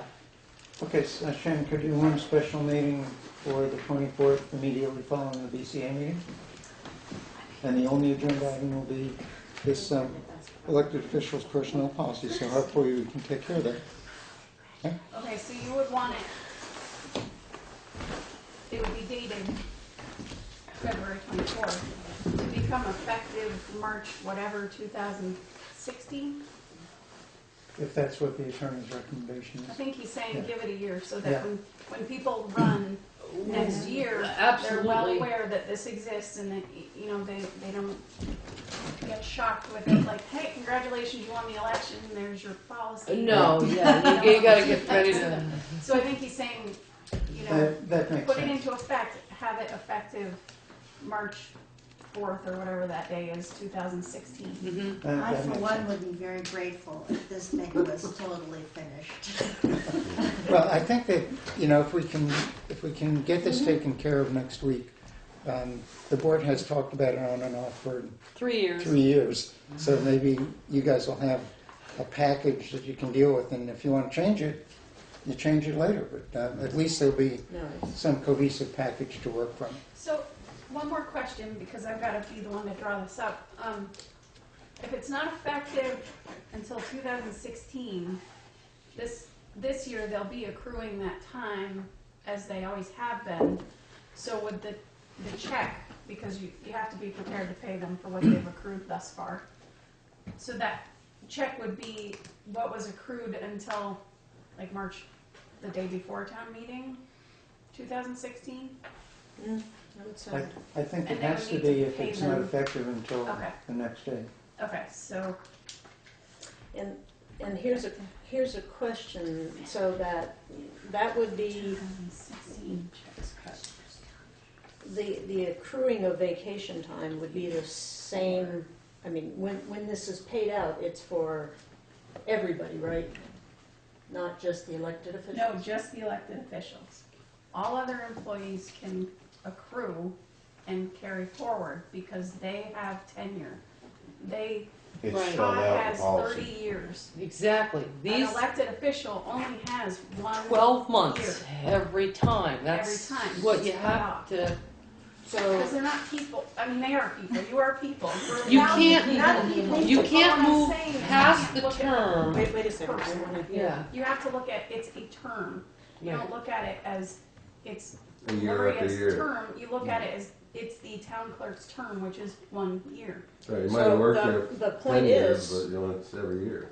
I guess the point would be that if town clerk or treasurer came in, that person, according to our policy now, can't take any vacation time until after 6 months or something?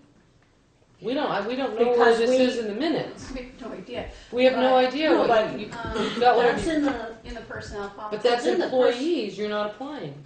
You don't. all You can I'm, take yours anytime you want because personnel policies do not apply to you.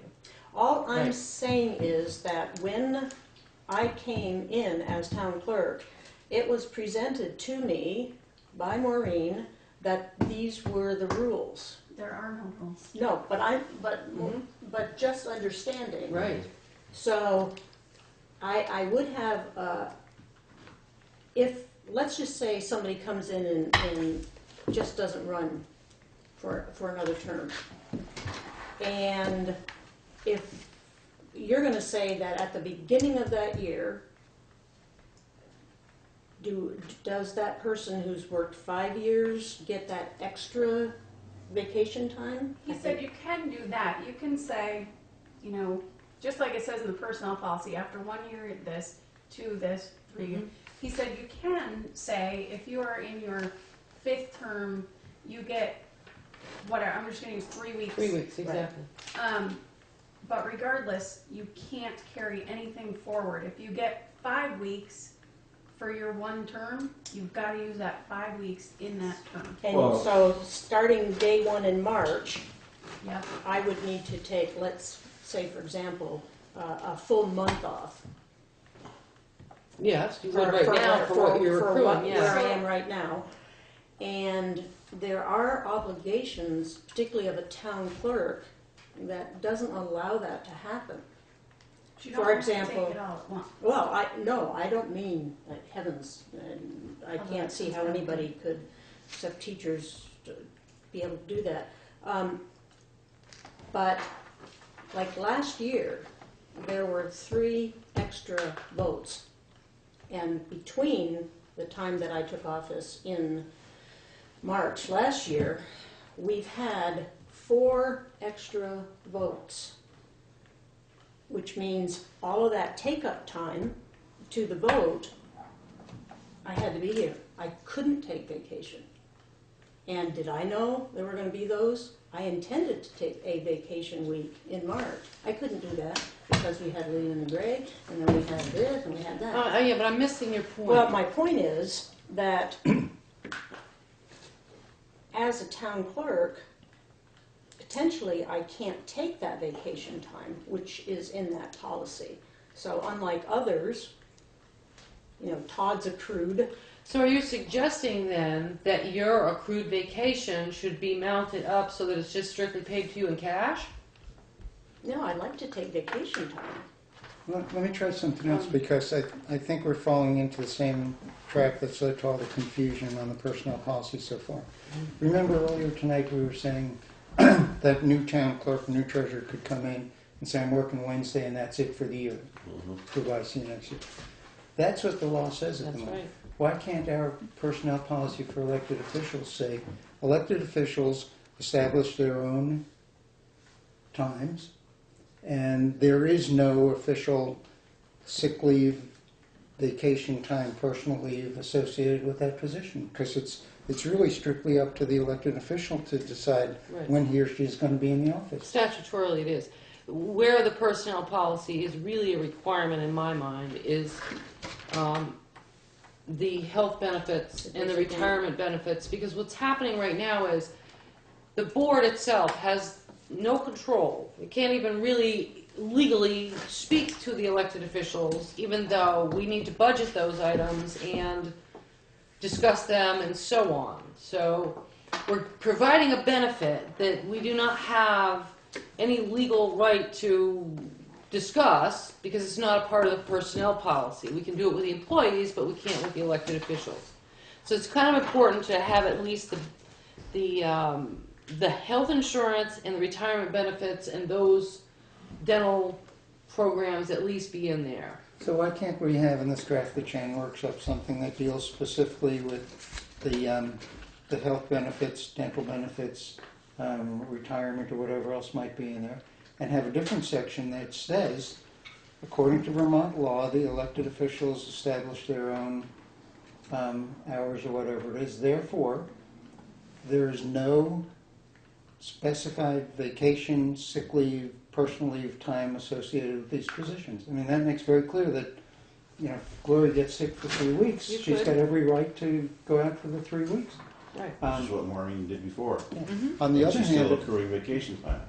see, on the other hand, though, it means that if there are 5 extra elections one year, the elected official, and I'm assuming he's always going to be a responsible person, is going to say, well, I may not be able to take off as much time as I wanted to.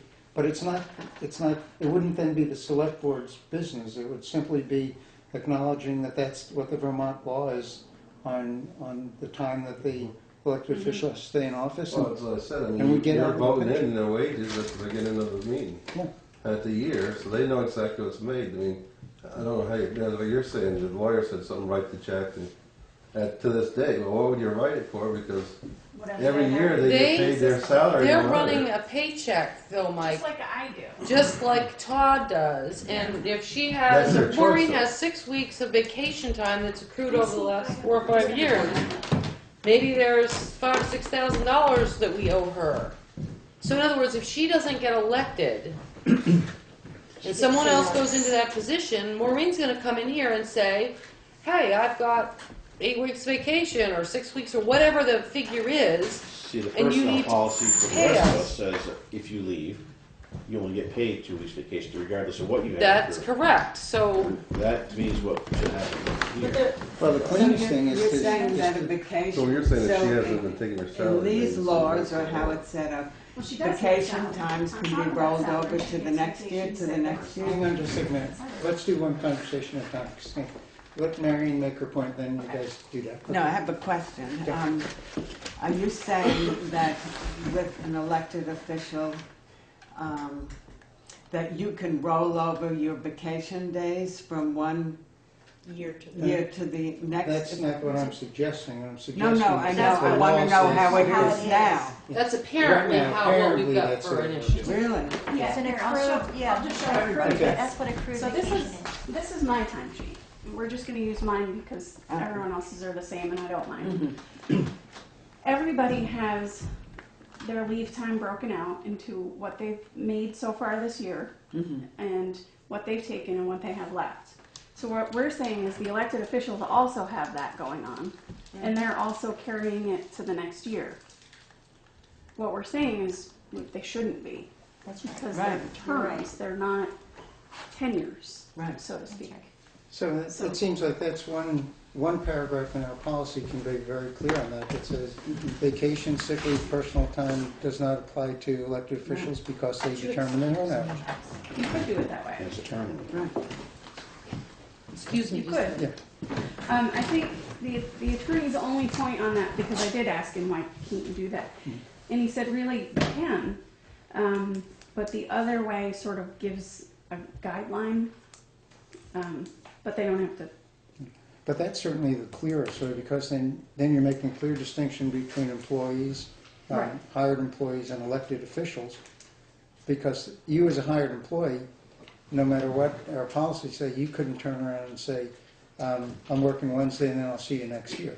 Good, but I wouldn't be here. Sounds good. But the town clerk or the town treasurer Can. can. Yep. So and while that's an extreme, they can, the town clerk or the town treasurer could decide, I can do this job in 10 hours a week and take all the rest as vacation time, theoretically. I don't think it could happen practically, but in theory, that could be the decision. So as long as the law allows that, why in the world would we complicate things by superimposing upon that the kind of leave system that we use for hired employees who don't have the ability to establish their own Right. hours and days in and days out? Just seems like it's clean. Oh, you know what I It almost takes like it to out of refer the, back to a little bit we just went through? I almost think, you know, say if I'm wrong or not, but isn't that why these people, when they come through the one of the charter, which got voted down, because they thought it would make a more fair position for the town clerk, the treasurers and all that, because you'd be a hired employee at that time, where you would go on the same kind of benefits as the hired employees get instead of being an elected official. So every year, I mean, not just this, you're not running just for a 12-month period. You're in there until you either decide to get out or you really screw up and they have to get you rid of you. They can't get rid of you, so every year you get your raises, you get your vacation times, you get your benefits, the whole 9 yards. As elected officials, which this is the way town wanted, they voted down the charter. And they said, let's go, we want to be able to, at town meeting, determine all this. So that's what they're doing now. They hired by the 1-year term, the elected officials, plus they set their salary. And we give the benefits, which that's not even, I mean, when you're running for a town clerk, they don't really come around and tell them that they're getting a full hospital and all that too, does it? It's just part of our thing. So besides your salary that they point that day, you're getting another, whatever it would be, $6,000, $8,000 a year for insurances and the benefits. Which is. But the which is vacation time, you can take any time, like they're saying. You could set that. I mean, just because you guys each take a check every 2 weeks or whatever it is, whoever's doing it. Yeah. I mean, that's how you're breaking it down right now. You don't have to. You can take it all, but that's how you get it anyways. But I had a thought on that. Rosalind's got a Yeah, is it possible to introduce a bonus that if the select board think that the person has, you know, put the hours in and really gone to bat and done the work, that we can give that person a bonus At the moment, as a compensation for not having holiday or not having at the that moment, kind of thing. I don't at the know. moment legally we No. can't because the salary for the year is voted in by the townspeople at town meeting. Okay. So you can't pay So the more than that. townspeople would have to vote for a bonus then? They'd have to- It wouldn't be in your budget though either. See, it's difficult to do that because it would be at a subsequent town meeting and you don't know who the incumbent's going to be the next Oh, year. okay. Because they may win the election, they may lose the Yeah, election. okay, I see. So, you know, the compensation for all practical matters, I think is an established amount, whatever the town votes on. Or if you guys take the advice that the attorney was giving us and decide that you just do it as part of the budget, then you have a little latitude. I don't think you'd have latitude So to there's go no above way it of case by because the case total then. budget wouldn't allow for it. But you'd have some latitude to say, if you're only going to work 10 hours a week, we're only going to pay you for 10 hours Right, a week. right. Yeah. Or if a new person got elected, Yeah. you could say that too, but I don't agree with that either. Like Yeah. I said, you know, you got to set, you're setting their salary before you're elected, right, that day? Right. I mean, Okay. they say how much they're gonna pay the council. That's why we talked about that earlier, as to being able to say if it were a new, brand new person, could we set the salary for this and. Yeah, and we decided there Right, was and a that's practical way to one of do the it. things that was brought up at the charter thing too, was that they said that why they said it, was because every year they might give it a little bit of a raise, say, you know, to the town clerk's thing, or whatever. And so just say if somebody else coming in and got one of the positions, that new person would actually get your raise, or automatically get the raise. Exactly, we said in budgeting that there wasn't any But way. right, there's nothing to do with it. Unless we follow the attorney's advice and just do it as part of the budget, in which case it becomes an up-to number. So if we say $35,000 in there, and the person who wins the election is this kid fresh out of high school, the select board can say, you know, until you get some experience, it's going to be $27,316. Yeah, Seven still wouldn't agree with that, because like I said, it's somebody that's running for that position, they might be giving up something else to run for that, thinking that That's what 35,000, you know? No, that actually has happened in several towns. I believe Vernon was fairly recent. Sandy Harris had been in there 30 some odd years, was making a fairly decent salary because, you know, she'd been tenured for so long. And of course, the person who, when she went to retire, that ran, obviously figured, okay, that's the amount that I'm going to get. And of course, the board said, that's really not commensurate with the 30 years that Sandy may have had here. So, yes, that person has that expectation, and that can be a bit of a problem. That's the whole. He did say your town report really needs to make that clear that. And I think that's the important thing, to make Exactly. it clear. So the select board, before whatever election comes up after this becomes effective, makes clear that anyone who's running for the office, the salary will be established commensurate with experience. That was just taking into account Mike's point, you know, if I'm giving up a $40,000 a year position to run for town treasurer because I think it'll give me the $40,000, but you guys are telling me that you don't have any experience, probably all that you can anticipate getting is $30,000, then I might not run for it.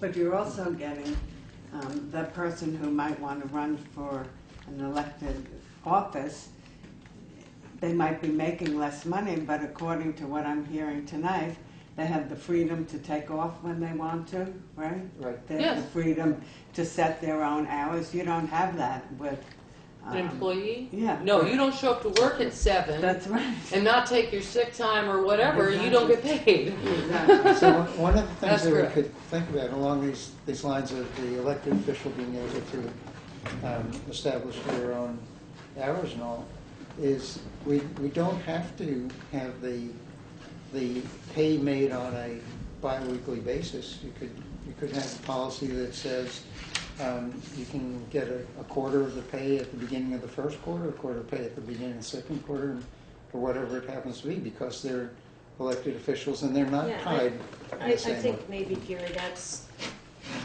I absolutely agree that we need the health benefits and what did he call it, a benefit policy. And then that way it's clear and that there are expectations.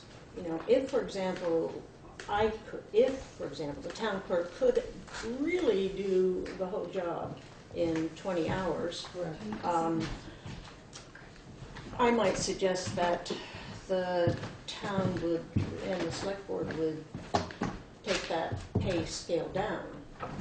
If the treasurer could do the full job in 30 hours, but there are so many things to do in the other elected that there's no way, then, We can't know that though, Gloria, because the board has no, or even the townspeople, once you're elected, there's no recall. So even the townspeople, right.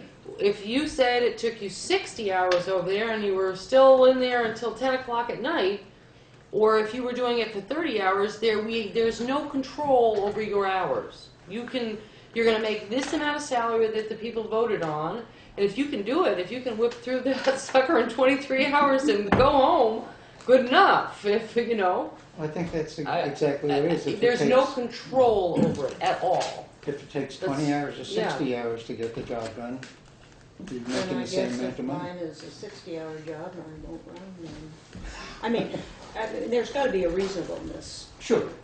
to things, and to say, Yeah. I couldn't take vacation. I probably took 7 days of vacation last year. But let's try to do this so that it's not conflicted. And I don't mean to pick on Maureen, but you as a select board member, we don't know what really the hours are that are required of the job of treasurer, because you have to also remember she's delinquent tax collector, in other positions at the same time. So I have no idea what the job is, what it would require if a new person, something happened to Maureen and a new person wants to come in there. I don't even know that as one board member, I could say, gee, this is going to be an awful learning curve, even. I don't know. Well, We don't know, though. any position. I think that's the case. Yeah. Okay, so can we move on from here? We'll have Shannon draft this up. If there's any way at all you can put into that draft something that makes a clean description Okay, so of which way- leave time or not, that would be very helpful. Yeah. Include the benefits business, and we'll see what you come up with. So which way do you want it? Do you want it no vacation, or do you want me to try to? Well, let's Is there a possibility that Shannon could actually, Vernon would be one that I could think of, but there are several other towns where we could tap that secondary policy, and I believe Dummerston may have one, I'm not sure. Rich was gonna look and find out, but I know that Pam and Dummerston opted to work fewer hours. Mhm. I don't know if she stayed at the same salary for the fewer hours. Theirs may be somewhat simplistic, where essentially I no, think, Vernon doesn't have one. okay, what I think they might do in some cases is, for the elected positions, if they are gaining a health insurance benefit or something, they sign that they will comply with the same policies Yeah, that the he said that employees too. do.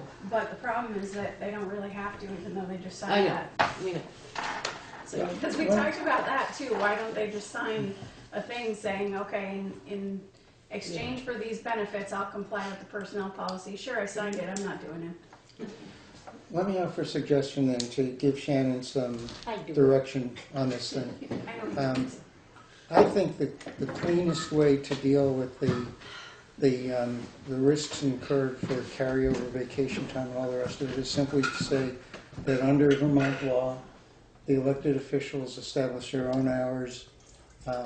They are not subject to the same vacation, sick leave, personal time, any of the rest of that stuff that hired employees are. Period. If that's okay with the board, then there can be a direction to take that in. I mean, that's pretty much how it is. And that eliminates the problems that we've Right. had down there where we don't know whether That's they clean. are or aren't covered. It's very explicit. I can do it that way. I just want to make sure that that's what. So all you're I doing want it. then is making sure that you have a policy that applies to those additional benefits. Right. Okay. Well, I think this one still needs to visit that. It just needs to I think it's say- got to state it explicitly, Yeah. you know, restating the Okay. Vermont law in there. If that's okay with the board, you can go off that way, and then on the 24th, we can deal with it. Yeah. Okay, anything else we should be talking about along those lines at the moment? Okay? Okay. Any other old business that we need to be addressing? I think Steve was just, are you here for the zoning thing on Bog Hole Road, or are you just here to, Yeah. you might just fill them in on what happened? Okay. Let me get it in front of me. Okay. The zoning administrator signed a document. No, this is on the Sparks. The other Oh, zone. I'm sorry. Sorry. Wrong one, okay. I took that, excuse me. Because Jonathan Sparks withdrew the request for subdivision, there's basically no issue on that any further.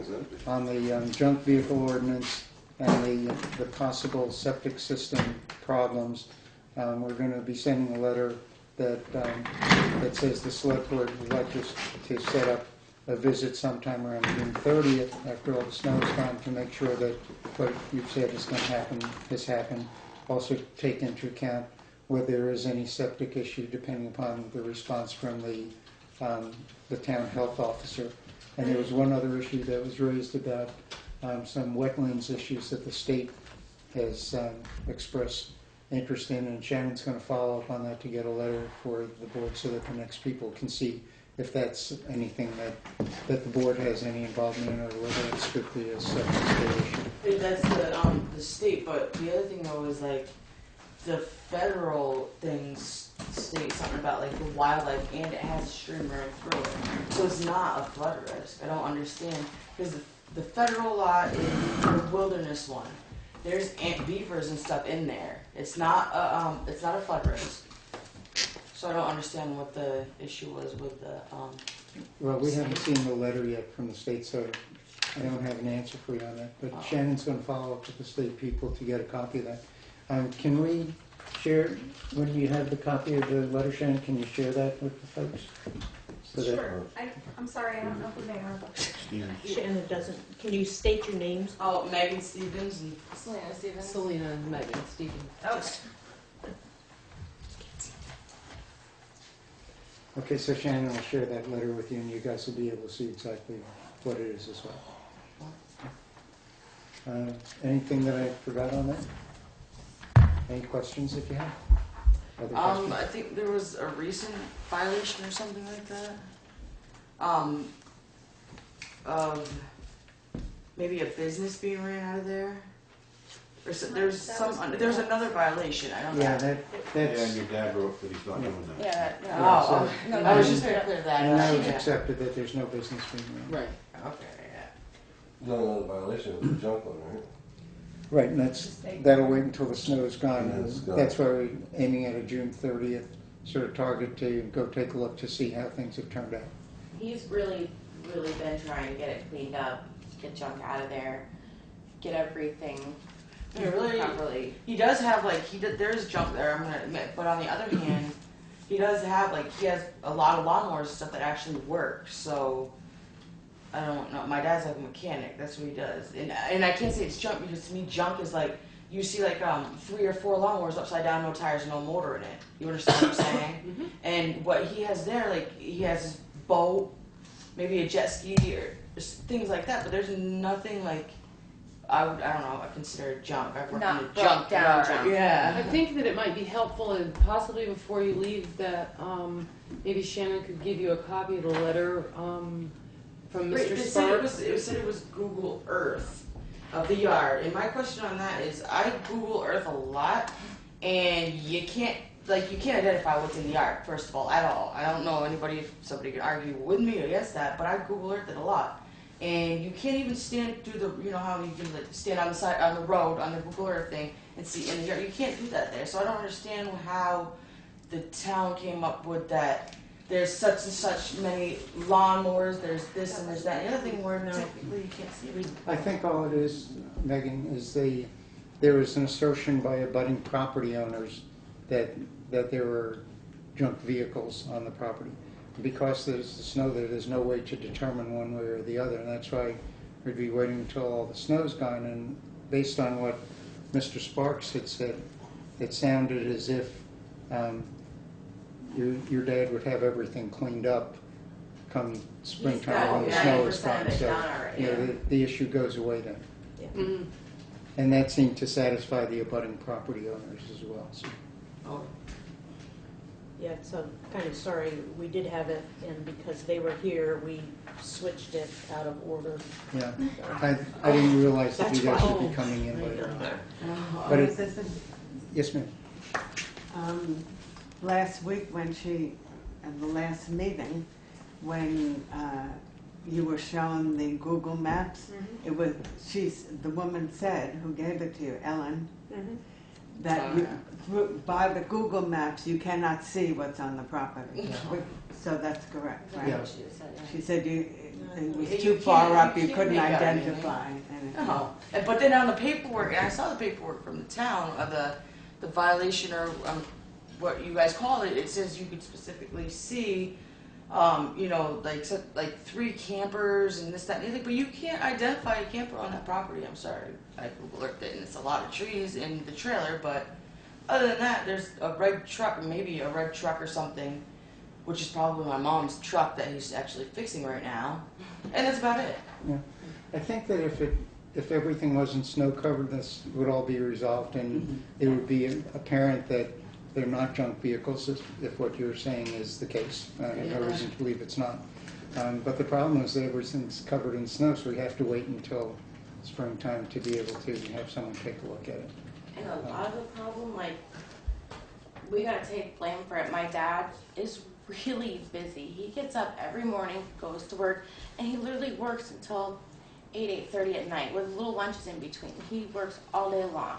Yeah. And then he works Our at night cars on will ours. break down, and we'll ask him to fix it, and maybe be a couple of months before he can actually get around to doing it. So it just sits in their yard.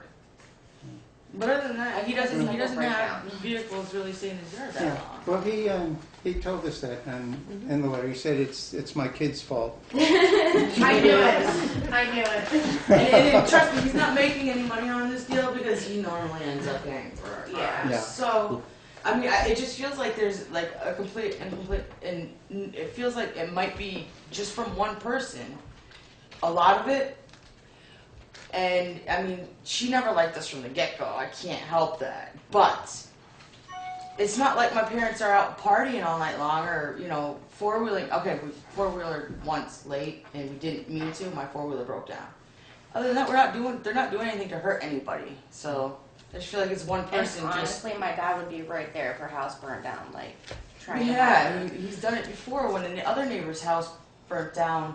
He, you know, went right down there and helped out with the flood. He was up on the mountain trying to get people out of their homes, getting people's cars across the bridges. Yeah. It feels like one person just doesn't like him. And come on now, they didn't like Roger either. So it's just an ongoing thing, and it's just obnoxious. I feel like it's stressing him out for no reason. And my parents don't complain. She has parties there until how late at night with fireworks and bands and everything. Opera, and I'm young, so I don't listen to opera, but still, they don't complain.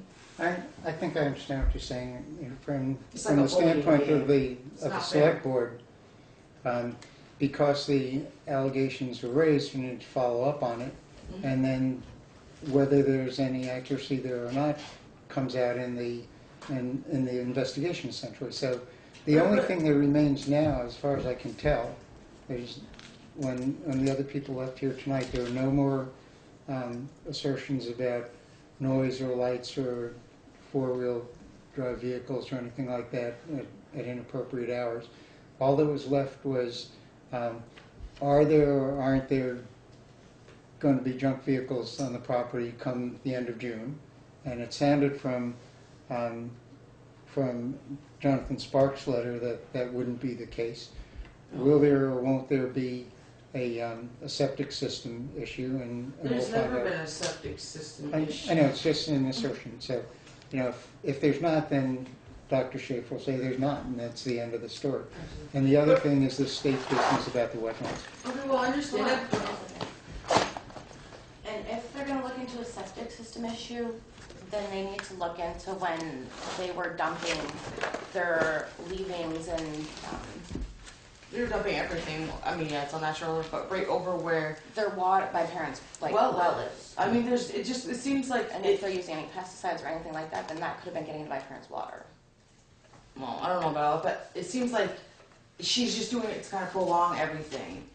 And it should get to a point where the town would step up and say, shut up, honestly, not to be mean, but why do you keep raising issues?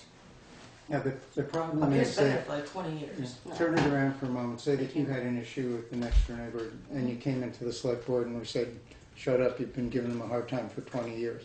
We can't do that. All we can do is do the investigation, Right. and the results will be what the results are. So, you know, I'm assuming that what you guys are saying is absolutely accurate, that when the snow melts, they're not gonna My find parents junk did there. go and, say, please stop dumping stuff over here, our water tastes funny, and they did stop. I'm just saying, like, And then It's almost like when's enough is enough. Like, how long do you have to harass somebody? I mean, that, you know, you're making what I think personally is a very legitimate point without saying that you're I right got or the along other with- person's right. we all got along with Chris and when we her were growing up, husband. we went over and went blueberry picking with them and everything else. It's just the one person that really has an I issue. understand what you're saying, but put yourself in our position for a moment.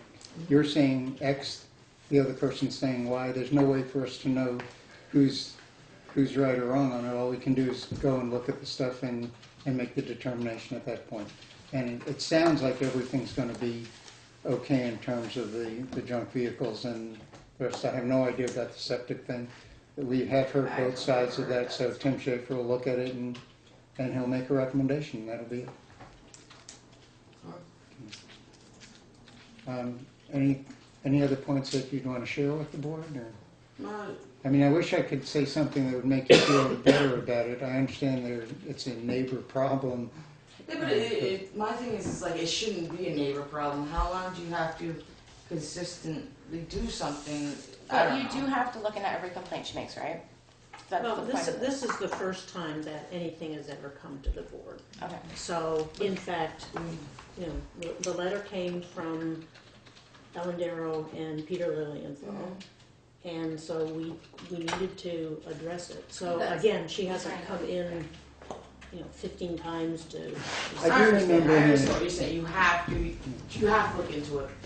Me personally, I don't know. I just think it's Well, it crazy. sounded to me they kind of worked it out between themselves anyways, isn't it? So the letters, we sent a letter to Sparks, they talked it over, they're gonna clean up and everybody's happy. It sounds like the issue, from the select board's perspective, it sounds like the issue is going to be resolved come late springtime. The only other complaint I remember was when Roger was still alive. I remember complaints about junk vehicles at that point. Well, and didn't somebody say that, he had the state? Yeah, a lot of stuff disappeared, it was 300. taken away. Yeah. He got robbed, it wasn't just disappeared. But anyway, that's the. Okay. Okay, then let's move on. Thank you very much for coming in. If I'd realized you guys were going to be here, I wouldn't have suggested we move the thing up. I do It's apologize okay. for that. My parents just don't like to speak up for themselves that much. I mean, my mom just doesn't at all, and my dad is too, what's the word, proud to say anything. Mhm. So we figured we would try to come in and say something. Well, thank Kind you of very for much for them. coming in and sharing your perspective. I think it is good to hear both sides, and we'll see what happens. Thank you. Okay, thank you. Thank you for coming. Okay, so is there any other old business that we should be taking care of? Drive carefully out there. Okay, unfinished business, the park and ride grant. What's the latest on the park and ride grant? Todd, I have to catch up on minutes that I'm supposed to be taking. Can you? Yeah, we met with Matt Man and I don't remember what her name is from Winter Regional. Kim. Kim Smith. Yeah, Yes. about the park and ride Friday, I suppose. And went over the whole thing. Because he's been in touch with Brian McAvoy too from the state, trying to figure out what can be done. And Brian has said to him the same thing he's been saying to me, basically he needs drawings he needs to have it assured that whatever we do out there, if we change the access, doesn't put water on the Route 30. So Matt said, well, why is that so hard? And I said, well, if it comes this way, then we flood a basement that we've been spending a whole bunch of money on drying out. Mhm. If it goes that way, it goes into the alternate septic site, which would not be good. And if it goes that way, we're putting it onto Ed Droop's property. So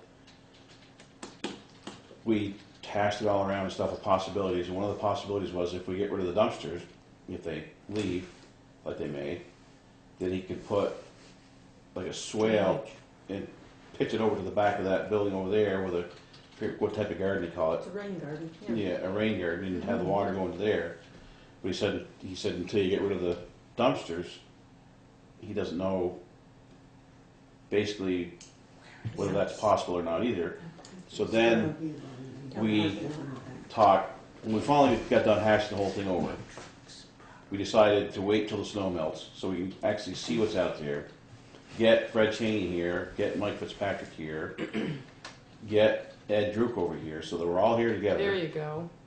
Get somebody out there with a transit to figure out which way this has got to go, and have somebody actually make the drawings up, send it up to Brian McAvoy, and a definite yes or a definite no. Because if it's going to be a definite no, like they were saying, they were going to lose like 10 parking places.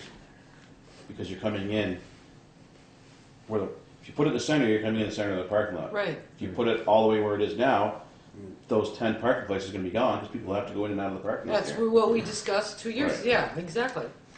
So basically, it was left that as soon as like May or something, if the snow's gone by then, Yeah, we'll be. So what he's worried, we'll all get together and rework this thing. so what he's worried about though is just the water getting out into 30. He wasn't worried about the water going into the storm drain.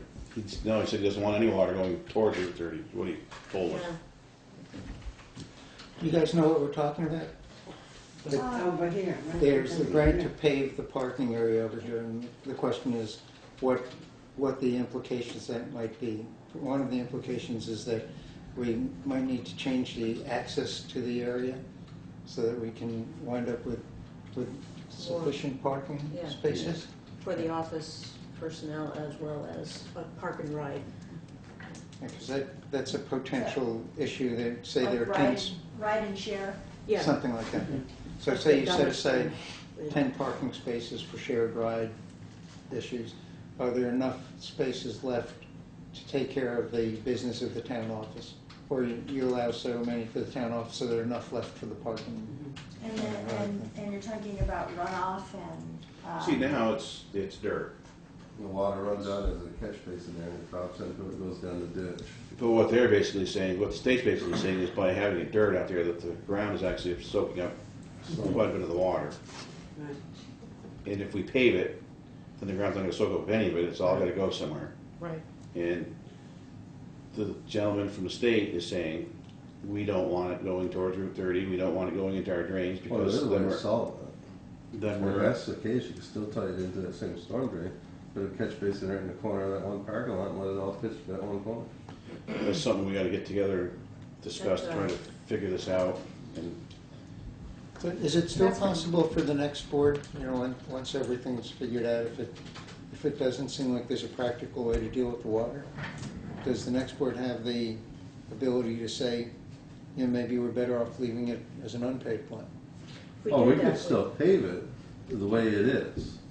Where we come into the problem where the state was, we wanted to change the entrance. Because we was gonna make a nicer looking entrance coming into the thing we're where, actually going to get more space. where you'd have get like a more green spaces. spot over towards that building and one here, so you come into the middle, you could even put a tree on each side or whatever and it'd look nice. And, I don't know now with this issue where it is now, wouldn't though if we paved it, the state have the ability to come in and say, hey, we tried to tell you, it doesn't, irregardless of where the entrance is. No, well, when I asked Brian McAvoy about it, I said, so if we decide to leave it the way it is and pave it, he said, well, that's pre-existing. Right. Okay, that's clear enough. Because what we was after, he's just changing the driveway access for it. The other thing Matt was concerned about was if you take a parking ride and they come down through with a bus, is there going to be room to turn around out here? And I said, no, absolutely not. I know. He said that they could just stop out front By the road. and do it. Because he said the same thing. He said, you get that many cars parked there. I know then it. And people walking back and forth, you're after you get run over, so. That's right. But he said it's not a problem, just to park here, have the bus pull off right out front here. So this is an issue that the next board is gonna have to deal with, Right. simply But if because we we- ran out of time to pave it before the weather got bad this year. But We we, paved it this week. if we don't make it a park and ride, then we don't have that money. It could still be a parking ride, like he said, because people will be parked out here. Just they gotta walk out. It doesn't have to be a bus stop to be a parking Right. No, yeah, and I've never Is this the only assumed place that, where a though. park and ride would fit in town? We talked about Newbrook, the fire department, but it's rented so often, and like when we have elections, Yeah. sometimes it's hardly any room to, or we have a meeting, hardly any room to park there. So we were brainstorming, trying to figure out another spot, and we really didn't come up with one. Yeah, because it seems to me that it was Matt Mann that talked about that when I first went to that, I went to that meeting, transportation on Route 30. So at this point, we don't have a plan. Well, to me, the plan is, I mean, if you we don't don't have get, anything if we don't get drawn. permission to move it, sometime in the spring, we'll just pave it where it is now and use it the way it is. Because we've already got half the money. We haven't spent it, but, well, we don't know if it's still in the same account. It wasn't spent for out there anyways. Right, And if we don't use it, we gotta return that money. right. We got 17,500 coming for paving. And we get all these people together, maybe we can move those containers somewhere That's else. what I was wondering, for an intermediate. I know that Priscilla Cotton spent a lot of time to get them moved over there from there.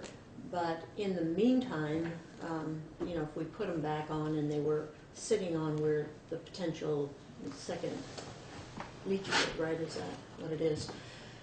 Then you could do that rain garden and take care of that drainage, Right, the reason we kind of moved those for plowing in the winter yeah, up there, that's, as well as the beauty. yeah. I mean, it's pretty obnoxious sometimes, but not as. It's not a simple issue that we're doing. It with sounded the- simple when we started this thing. It's turned into, Well, I think, like I said, I think there's a solution to it. I mean, if they're just asking you, they want the water all running out of this parking lot, out towards Route 30, you put a catch basin in the corner. And you Okay. pitch everything to that. Can you, And then it goes into that, and over at the other storm drain, and down the ditch where it goes down. Just so we wouldn't have the water running out toward Route 30.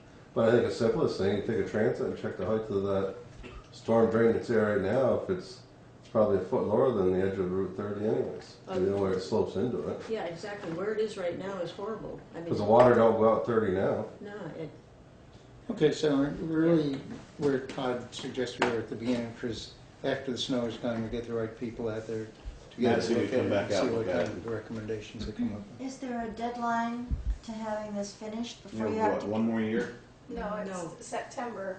September of this year. yeah. It's no problem as far as paving it. We could pave it on a Friday when nobody's here, and it would only take them half a day to pave it. It's just a matter of getting it shaped up to do it. So So if you didn't pave it, what would you do? leave it the way it is. That's it? Gravel it. Either or? No, you pave over it. I mean. No, she said if we didn't pave it, Oh. we just leave it the way it is. It wouldn't be a parking lot, I guess. Right. And the problem, that as water's Todd said, empty. is that there aren't a It's lot gotta be of options for changed. park and rides if that's determined to be a priority for the town. And you could look at it and say, Pull that off. if it's too much of an issue that we're dealing with, then Has the it's town, unfortunate has the that we can't have town, park and rides. have the citizens shared that it is a priority? I'm sorry, Sam? Have the citizens shared with you that it is a priority to them? I don't think. My understanding is that that's not the case, that it was a recommendation that one of the select board members and people from Wyndham Regional came up with, and the previous board apparently It agreed was that two it was previous boards ago. two previous boards, two Yeah, it's boards been a ago while. agreed that it was a good idea. But in terms of whether it's ever been presented to the townspeople, I think the answer is no. Although there are upcoming meetings about, because the bus service is trying to get a route up Route 30. So there are some public meetings coming about bus service. Because that has been a priority for people.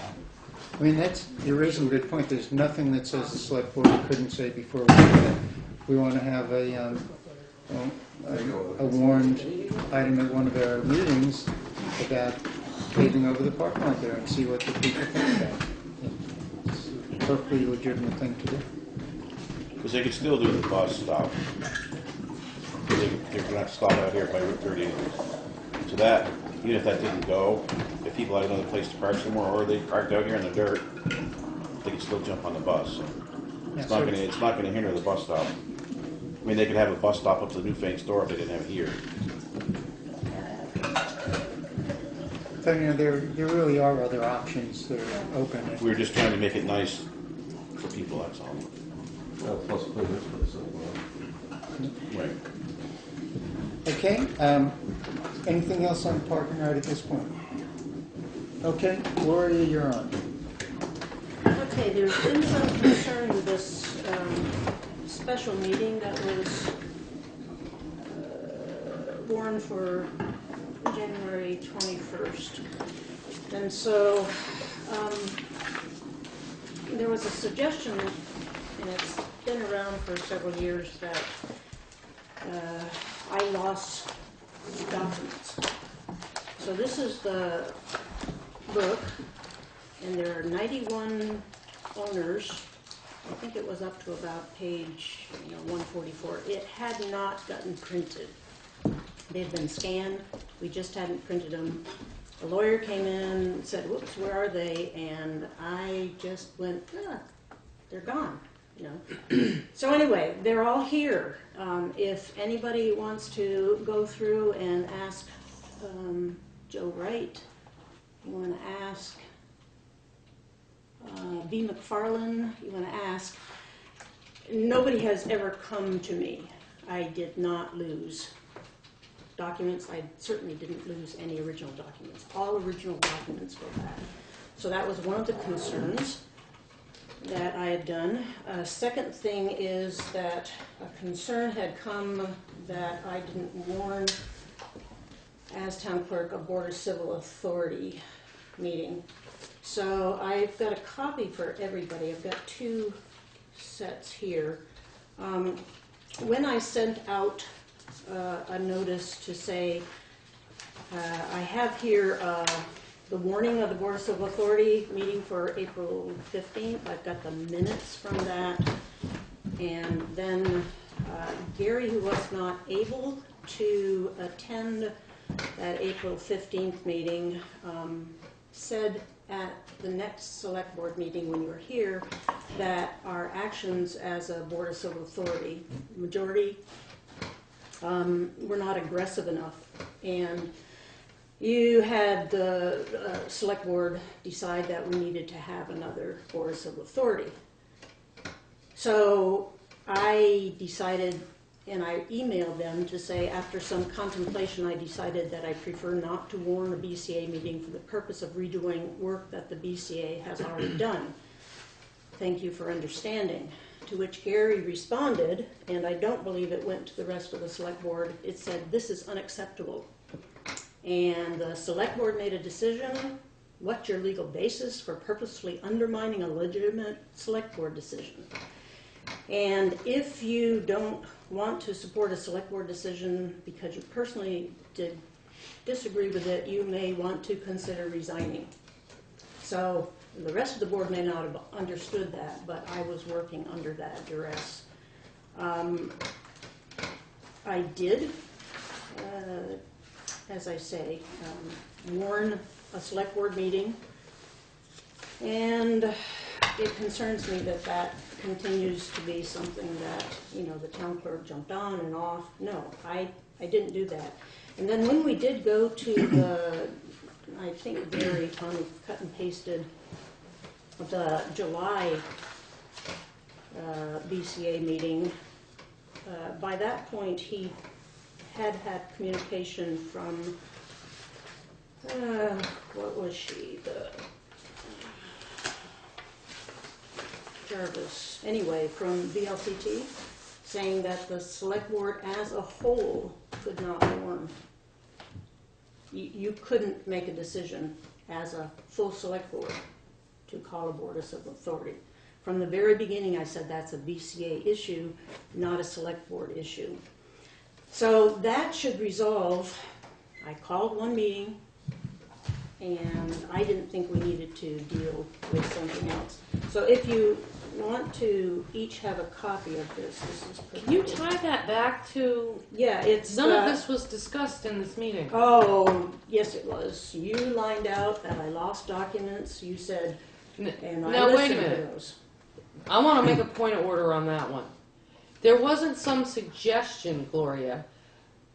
Myself, Doris, Pat Grace were told by you that you were missing some documents in the vault. It wasn't, I mean, it wasn't like we all came up and, you know, it wasn't us that started it. It was you who said, hey, I'm missing 141 pages out of book 132.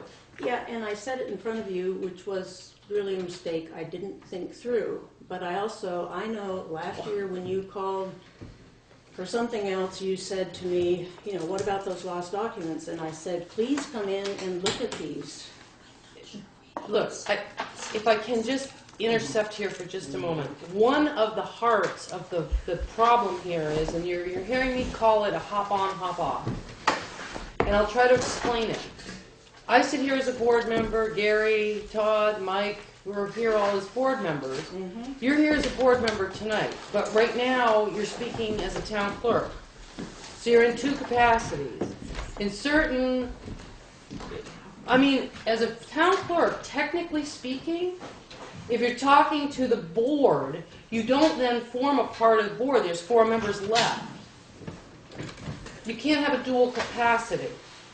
And that's been one of the problems. I understand okay? that. And you could expect that any board member sitting up here would have the same issue.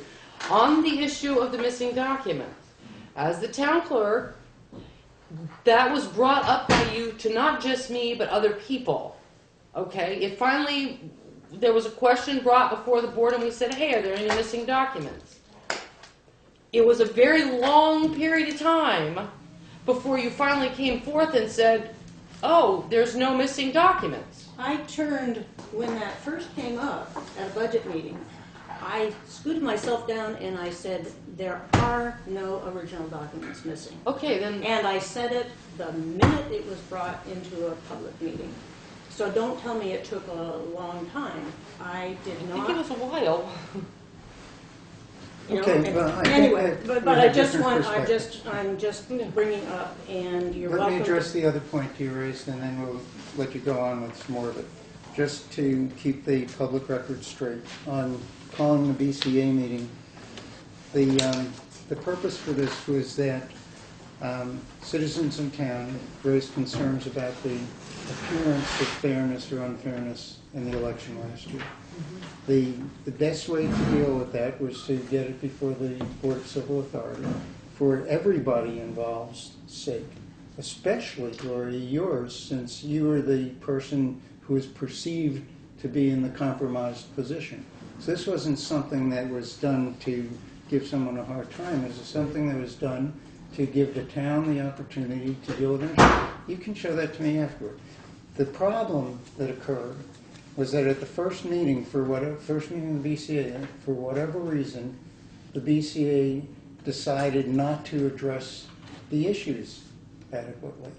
Now, you can make whatever faces you want, but it didn't.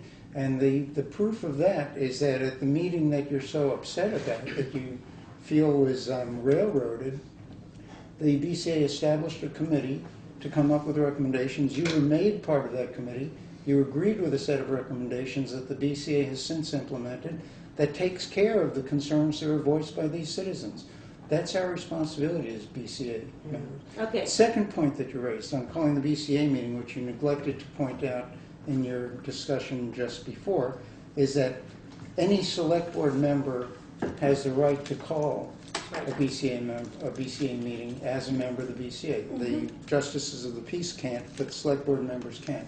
Correct. So the actions that I chose to take to call the meeting when you said that you decided for whatever reasons that you didn't want to do it was simply implementing the decisions that the rest of the select board had come to. You characterize it as I got the select board to do something. Nonsense. These are intelligent people. You're insulting them to suggest that they're sheep marching along with whatever wacky idea I might have on any given occasion. I don't think you intended to insult them, but that's certainly what you do every time you suggest that they're doing something only because cats wanted them to do it. And what was done to take care of an issue that was raised by citizens. The BCA ultimately recognized that, took what I think were appropriate actions. The town is in better condition because of that. And I don't know what your purpose is in dredging this stuff up at this point in time, other than to muddy the water. And perhaps, I don't know, maybe in your mind you think it creates a situation that makes it easier for you to live with not being as cooperative as you might have been on the thing. What's your next issue? Well, I do want to. And it's not going to be a free ride. I'm going to respond to every assertion that you make. You had Shannon, this is the same thing about calling a BCA member, and it says that the select board as a whole cannot call a BCA member. And your situation here is you're saying it's a legitimate decision of the select board.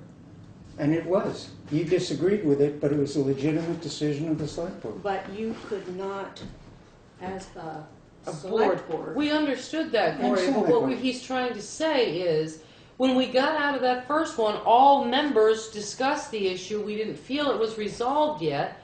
The chair, called the meeting. One person called the meeting. We didn't. Anyway, I think that there's an inclination to be sort of a jailhouse lawyer over here and pick apart words that are used. The fact of the matter is that once it was clear that any select board member of the BCA could call a meeting, we went and did that. What's important is what we accomplished for the town in those meetings. Right. Not that you may think that we didn't cross the T's and dot the I's on it, or that you think that I did something to give you a hard time. What happened was that we did something that benefited the town. And I think if you would look at it reasonably, you would recognize that it's to your benefit as well as the election official to be in a situation where you have the full support of the BCA and aren't standing out there as a single target. I understand, but we had taken care of that at the first meeting. We had not. Otherwise, there would have been no need for that committee to be formed. You wouldn't have been part of the committee. You wouldn't have agreed to the recommendations of the committee. Well, I'd suggest you read the minutes of that previous one. You tell me. You know something? I tell you the truth. I just wish. I thought we resolved all this goddamn thing. Well, I did until in the executive session that one time, and every goddamn time we keep coming back to something, just like tonight. Why couldn't we get to this one meeting without this? I don't know, as chairman, like Gary, and I think everybody's done a great job as a selectman, every one of you guys, and everybody's going to be pretty well missed, I think, this year, it comes time again. I think you've all done a good job, and there's been a few personal things that we've had problems with, but Gary's been thrown under the bus I don't know how many times, and so's Chris, and I don't know how to keep you damn cool as much as you do. I know I couldn't if I was the chair, but I got somebody that keeps coming badgering me every time, and I thought we resolved this a long time ago. I don't see the purpose of this tonight, Well, it's just that it became a public document with an audio tape that said I lost documents. Yeah, but you didn't. You've got it resolved and everything went on its way. It's there. It's right there. Why keep bringing it up and trying to make it look like these two people or something? You're going after Gary and them, not Todd and I tonight or nothing else. It's just that, why are you trying to make it look like they're the ones that keep badgering or rubbing it into your wound, And I would really like to say, I think you guys all done a great job, and I don't know what the hell we've done without you, with this whole flood thing and everything. Chris, I know you put in way above your time, and Gary too chairman, I mean, that's nothing I'd want to be the chairman of this thing. I mean, Next term. and, Okay, I just wish we could have gotten through one meeting without it. Yep. And ended it kind of peacefully and everybody gone on their way. Because as far as selectmen, I think you've all done a good job. So be it. That's all I got. Anything else that anybody wants to say? Nope. I agree with Mike. Okay, then we're up to correspondence. And the correspondence is...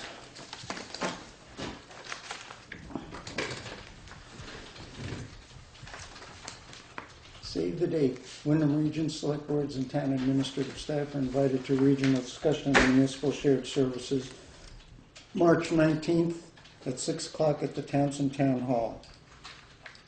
Shannon, I guess you can share this with the new board members? shared services, does it explain what shared services?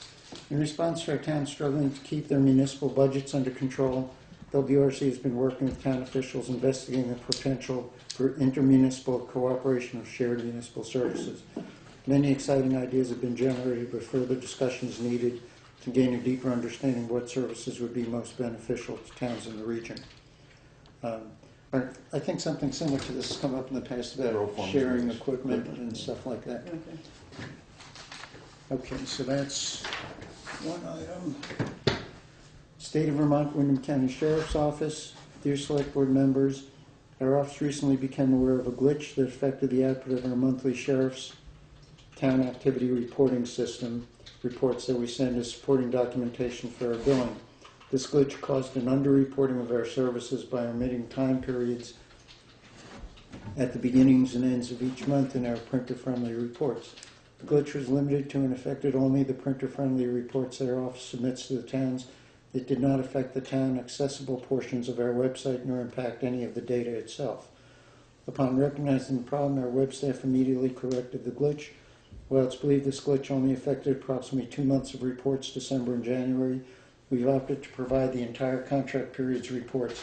Enclosed, you'll find reports for your town from July 2014 to January 2015. If you have It's kind of questions... odd because I haven't received a report for them in months. Okay. Okay, so, well, he's saying we now have the reports for July Yeah, through January. That's the first one I've gotten since probably July. Ever since they took over Vernon. Yeah. There was something. You're not addressed. Wasn't a report, Chris, attached to the payment? No. Yeah, I mean. Yes, I the believe last- there maybe, was. so maybe it just got. I think that you're getting them. You might not just. You might No, I not be don't getting think them. I'm getting them. Right, I think You're you're not. not, but I remember looking at it. I think I you're think right. they're going with the invoices, Exactly. so I'm not getting them. No, you're not. They were supposed to have the It's like deputy when I here get 'em. monthly, and they haven't done that since they took over Vernon. So. Well, I think this is another issue for the next board to take into consideration. Remember, during the budget process, we specifically decided we'd call things law enforcement rather than the sheriff's office. So if you guys decide you want to spend the money differently on law enforcement, that's something the next board can do. You might well want to take a look at this to see what sort of service we've been getting. Next item, Vermont Healthcare Providers from the Commissioner of Health, the Measles Advisory. Actions requested: assess measles immunity and vaccinate with MMR when indicated. I think that's just general information diagnosing measles. I'm not sure what the town is. Because you're the Board of Health. Oh, is that where we got it? Okay.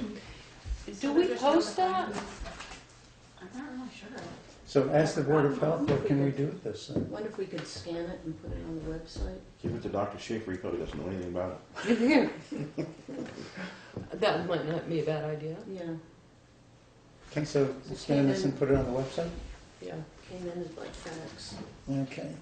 VLCT News, the regular thing. This is the report from the zoning administrator that we'd asked about. I guess this is the first one that we're getting. He's got demolition of a house, changed it to a permit, addition to a house and a 30 by 26 garage. Another demolition of the house and construction of a new 51 by 32 foot home. And he has on here the parcel numbers, the address, the date received, the fee that was paid, and when the permit was issued, if anyone would like to take a look at that stuff. Anybody aware of any other correspondence that's come in? Okay, that being the case, we're up to pay orders.